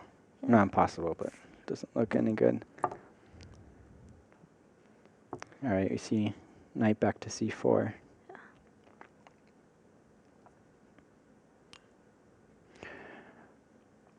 Here, as black, maybe bishop d4. Kind of preventing the knight to go to e5. Mm-hmm. The bishop goes all the way back. Oh.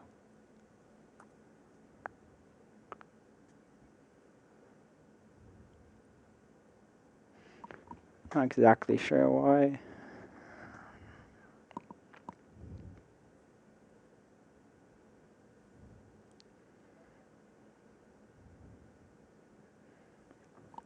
White is going to be low on time here. I wonder what the time is. 23 seconds.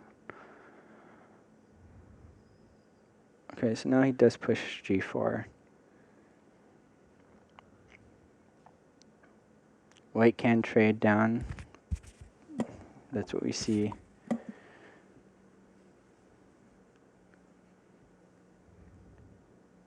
Now does he keep that tension there, or does he trade again?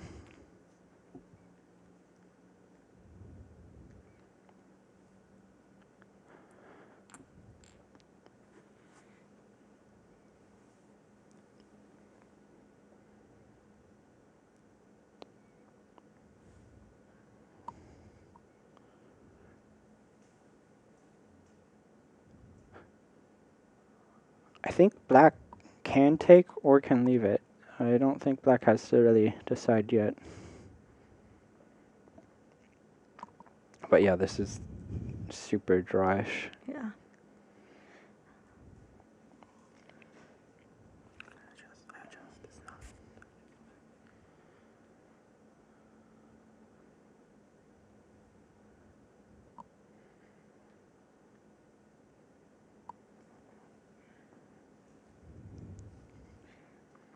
Black is getting down to 2 minutes versus white 30 seconds. Yeah.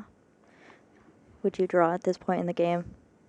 If this wasn't a need-win situation, yeah, you can be asking for a draw here.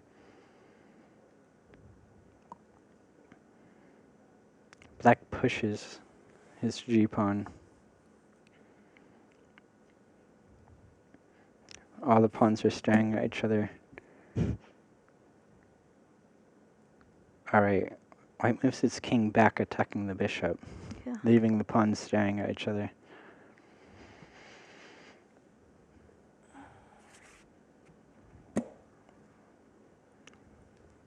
Bishop d4.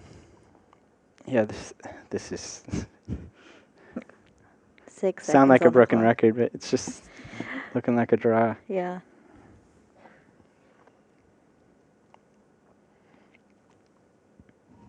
White moves his king back up. Although white is now down to 12 seconds.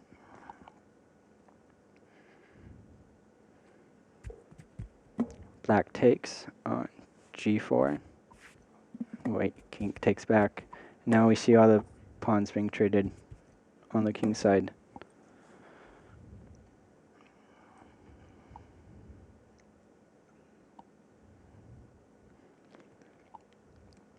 I think a few moves ago, when black pushed, I think it was d5 or g5, I feel like given the time on the board, just leaving those pawns on f5 and g4 looking at each other was the move. Yeah. I think trading off all those pawns, now it's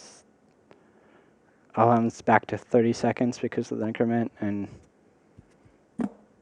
all the complications are gone from the position.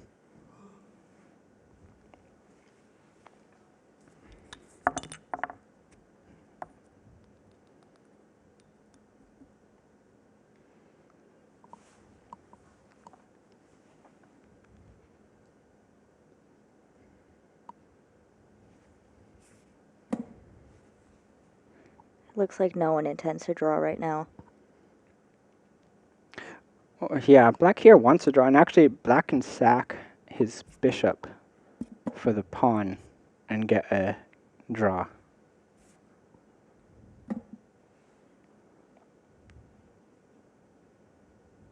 But right now, if the pawn is on a white square, so it's not possible unless it gets moved to a dark square.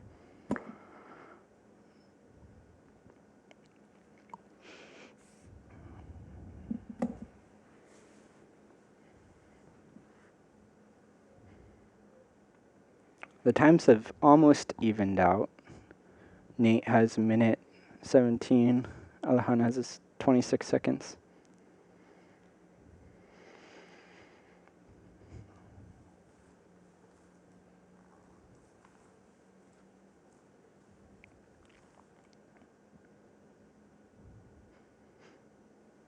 But yeah, this was a very,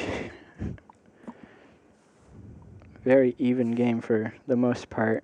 Mm-hmm.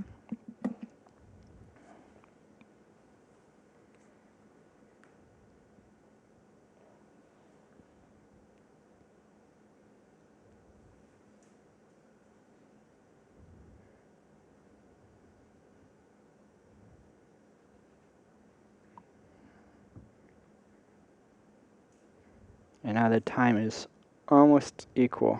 40 seconds versus 30 seconds.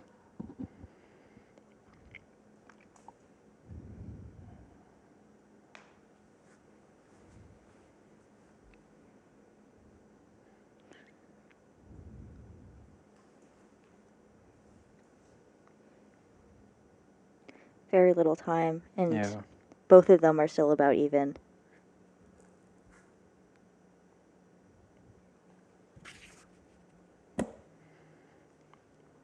All right, we see bishop being put on c5.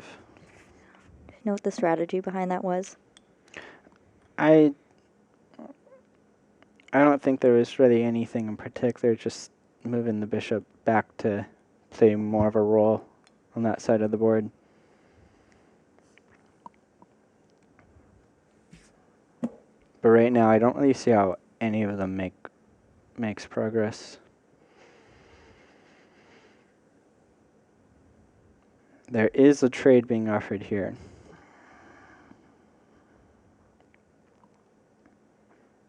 White can take that bishop.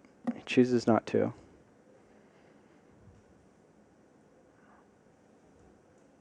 He pushes the king back. King goes to a6.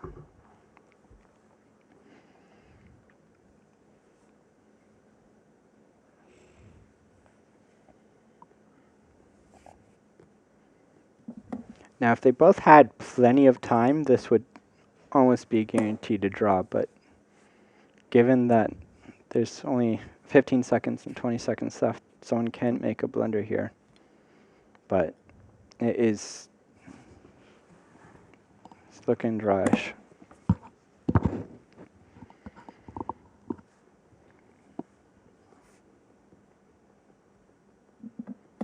A3, that's interesting. Putting that bishop on the same color as the bishop, or the pawn on the same color as the bishop.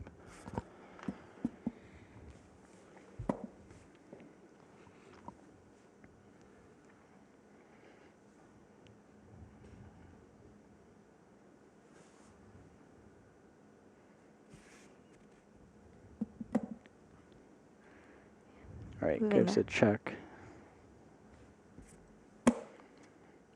King b6. Asking the knight where it's going.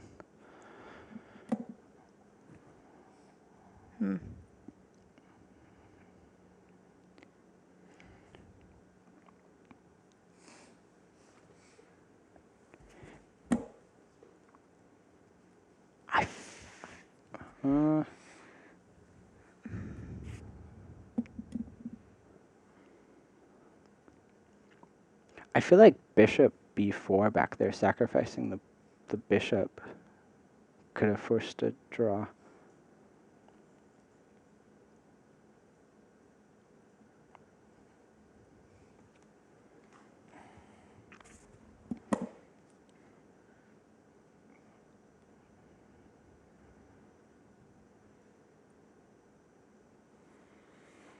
Oh wait, sorry. No, I thought if the kings were opposite colored, then yeah.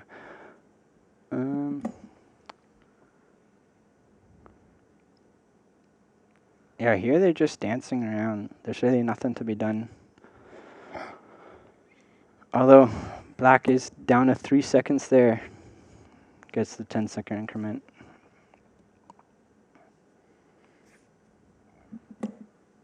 White pushes the pawn to a4.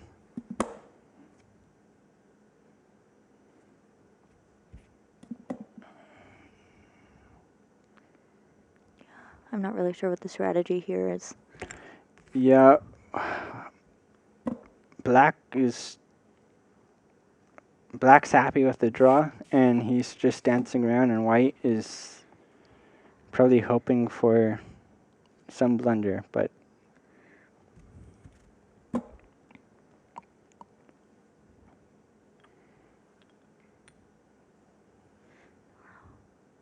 If you were black in this situation, what would you do? I would offer a draw and just try to get threefold or something. Threefold repetition. So if they repeat the same position 3 times, doesn't need to be exactly back to back, but same position 3 times, then it's a draw.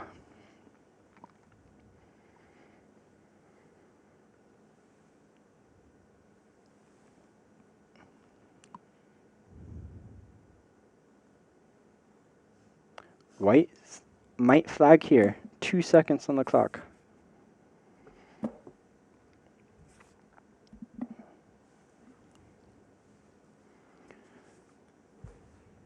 So the king gets in. The problem though is the king can never take the pawn on b5 or a5, as long as the bishop's on that diagonal.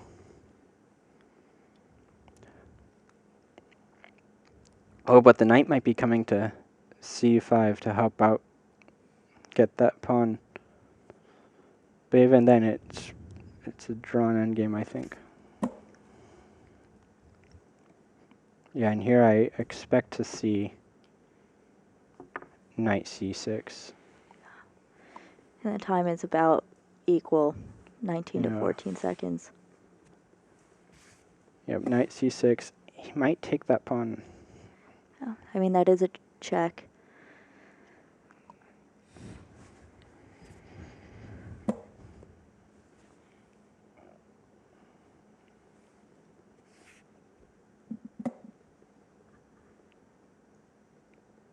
He doesn't take the pawn.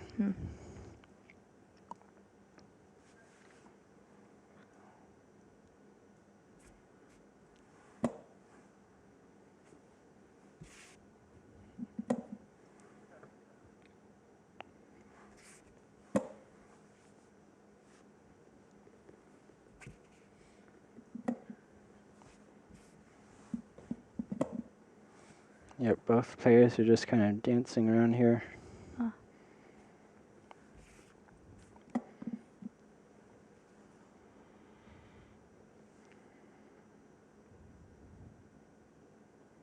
We could see the 50 move rule here come into play. If there's 50 moves since the last pawn advance or a trade, it could be a draw. And it has been a few moves since the last pawn push. I don't think quite 50, but close.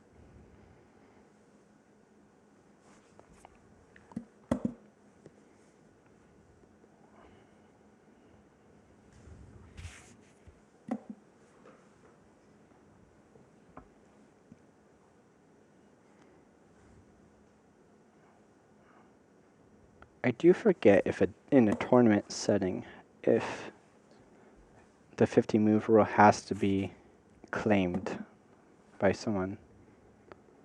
I think it does. I don't think I've ever played with the 50 move rule besides people just getting really annoyed. Yeah, and online I think it automatically claims for you, but honestly, it doesn't come up very often. Yeah. I think I played so much chess.com over the summer at work that they actually banned it from the network.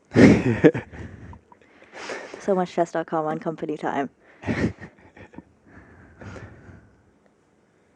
Gotta exercise the brain. Yeah.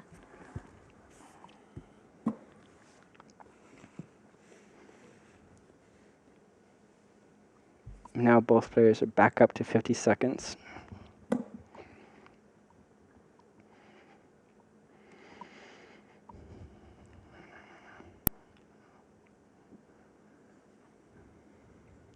Yeah, if Alikhan didn't need a win here, I'm sure they would have Totally would have drawn. drawn.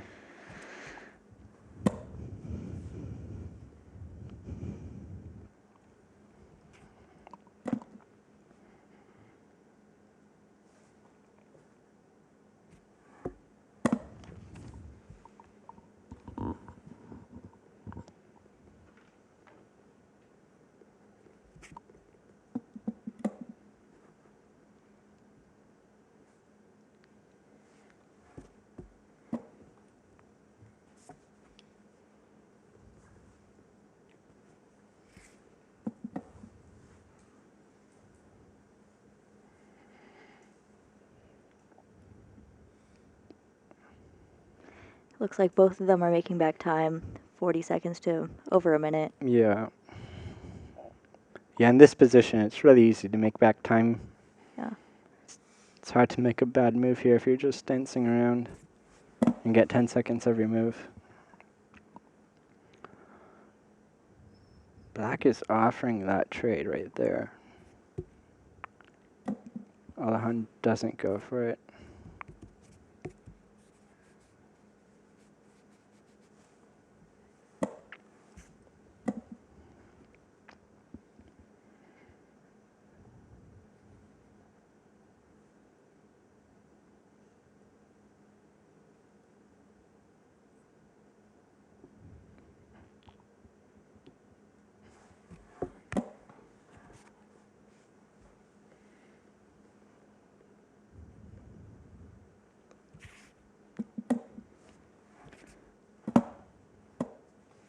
And pretty much that bishop just has to stay on that diagonal. Yeah. And that pawn's safe. I think I'm kind of just waiting for the draw right now. Yeah. I wonder if we have actually seen threefold or 50 move rule yet. And just no one's claimed it.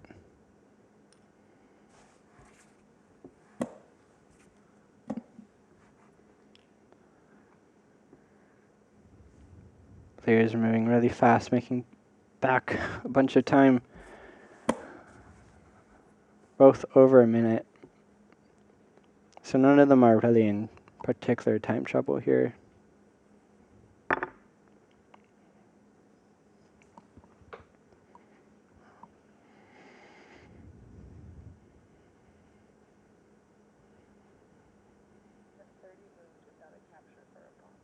Alright, we just heard that we're at 30 moves before the last pawn advance. Or capture. So 20 more moves without a capture, then they can claim a draw. We do see a capture right here, a trade.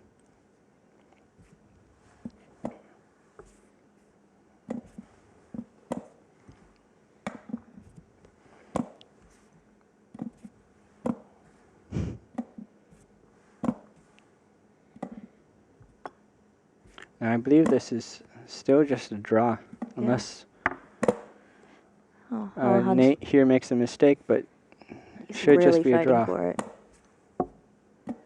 Yep, and that's a draw. Stalemate. All right. I guess we're at a draw. We're at a draw. So what does that mean? I believe that means Nate wins, which is not what I expected, but I did expect some fun games here, and yeah, congratulations to Nate, and pleasure being here. Yeah, we're going to go to a break, and then Nate's going to be in here for a post-game interview. Thank you so much again. We're going to toss to a break, and then we'll be right back.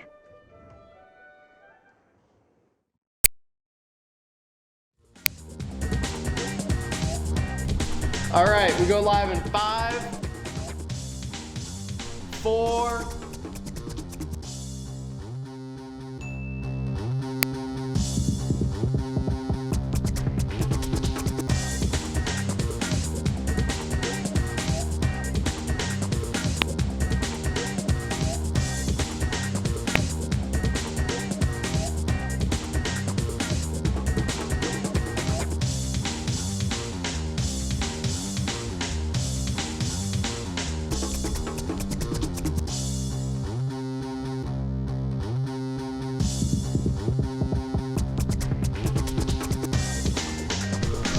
Ready, camera 2.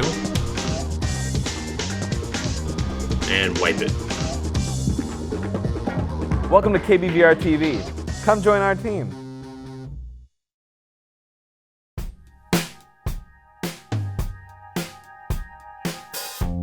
The Basic Needs Center is a resource center for students where we have a vision to inspire and nurture a thriving community.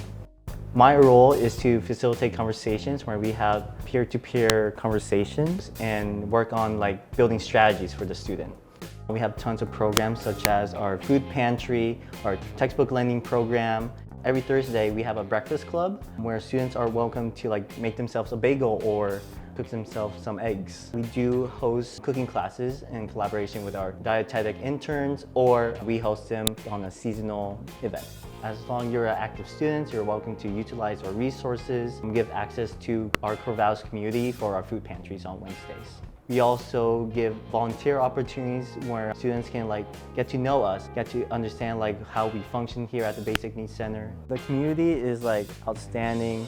We all come from different experiences, and we share our resources just to build a strong relationship. Community is a basic need. Many of us aren't really familiar that how beneficial community plays an influence in our lives.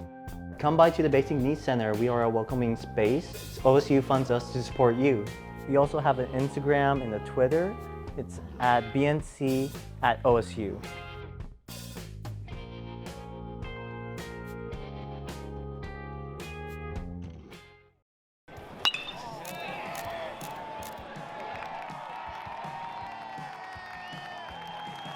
My name's Brynn. I'm a photojournalist for Orange Media for the photo team, and I'm shooting the baseball game today at Goss Stadium.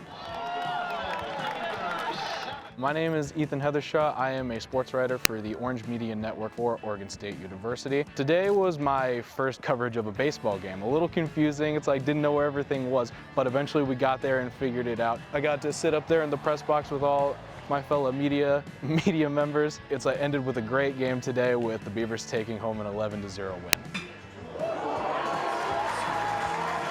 I've been shooting for the photojournalism team since last fall, and it's been really fun. Today I was shooting with a 300 zoom lens that was manual focus. The big zoom, the big lens made it a lot easier to get photos of people who are really far away, which is obviously important for baseball in particular with a big field.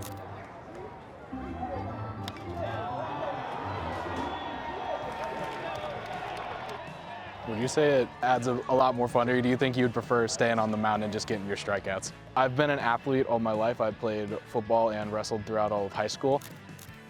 I've been writing for the Daily Barometer for I think close to maybe 3/4 of a year now. I've been shooting for OMN for almost 2 years now. I'm graduating this year. I didn't have a lot of experience with photography when I first started with OMN, so if there's anyone who wants to get into sports photography or photojournalism or just photography in general, the photo team is a great place to start.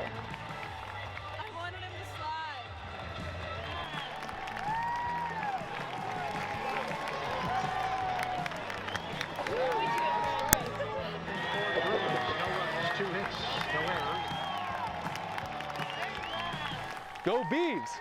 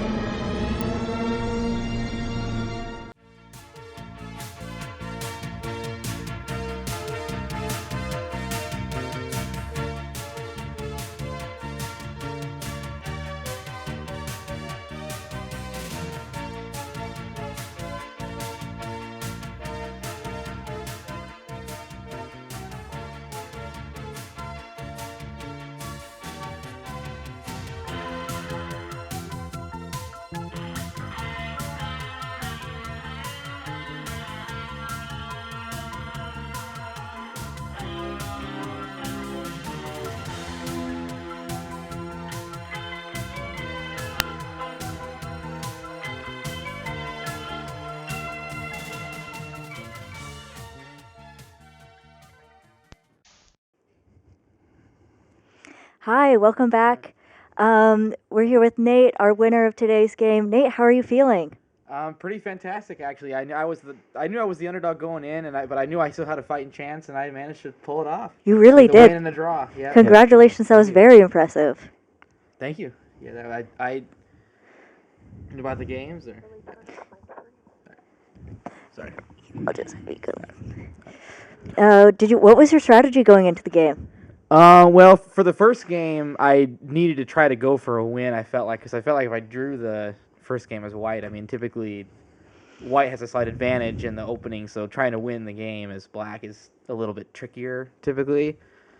So I just kind of played, and I found myself in a pretty comfortable position, and then he was trying to go for a checkmate with his queen and bishop, or like some kind of attack on the king side with the queen and the bishop, but he sacrificed a piece to do it.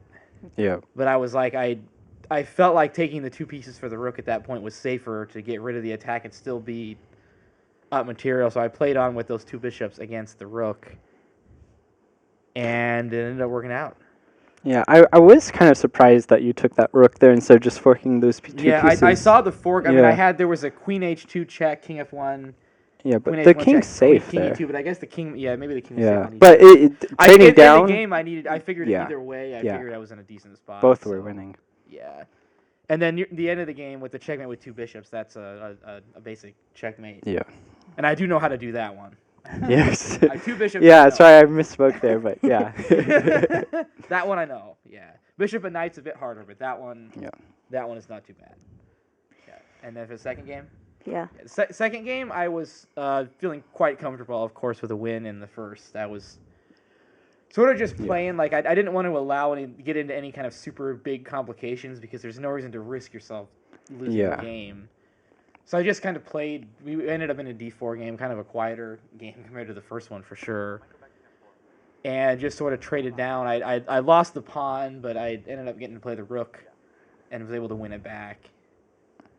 Yeah. And then just sort of traded down to this endgame with a knight and a bishop and 2 pawns on the A file. And we were both kind of low on time, so I think he just kept kind of playing to hope that I screwed something up. But I was able to hold by just moving the bishop back and forth, and that was a draw by stalemate at the end. Yep. Yeah. Well, good job keeping your nerve there and taking that for draw. Sure. I was definitely There's blundering in that position with low time and that nervous is so easy to do by accident. So I had to make sure that I had 5 seconds at one point, so I had to make sure that I wasn't doing something silly. Yeah, that was really impressive. I think at the end there we were like, okay, is there going to be a draw? We're waiting for a draw. It was a draw. The reason he didn't want to agree to a draw, of course, is because it would be essentially conceding the match. So I understand why that we ended up playing on there, but I was able to pull it out. Yeah, well, and with that secured the win of the match. Any surprises? Yeah, he played the Scandinavian defense on the first game, and I was a little bit shocked about that because typically he's playing like the Sicilian, or I think we've played the French before, but to see a Scandinavian is a little bit unusual from what I've seen. I'm not surprised. I know he plays d4 as white, so that one's not as surprising. Yeah. Well, happy Saturday. Beautiful Saturday to win a game of chess. All right. Yeah. Thank you guys. Of course. What are you going to do after this? I think I'm going back with my partner. She has some homework we need to do in the library. Wonderful. Well, thanks again. Thank you so much again to Chess Club for being with us today. Anything you would like to say? Thank you for watching the match, and if you want to come to the OSU Chess Club, we meet on Tuesdays at the MU from 6 to 9, room 211. All right. Thank you so much. Thank you to everyone watching live. Thank you to Chess Club again. Happy Saturday, everyone. Thank you for spending time with us. We'll see you next time. This has been KBVR Sports.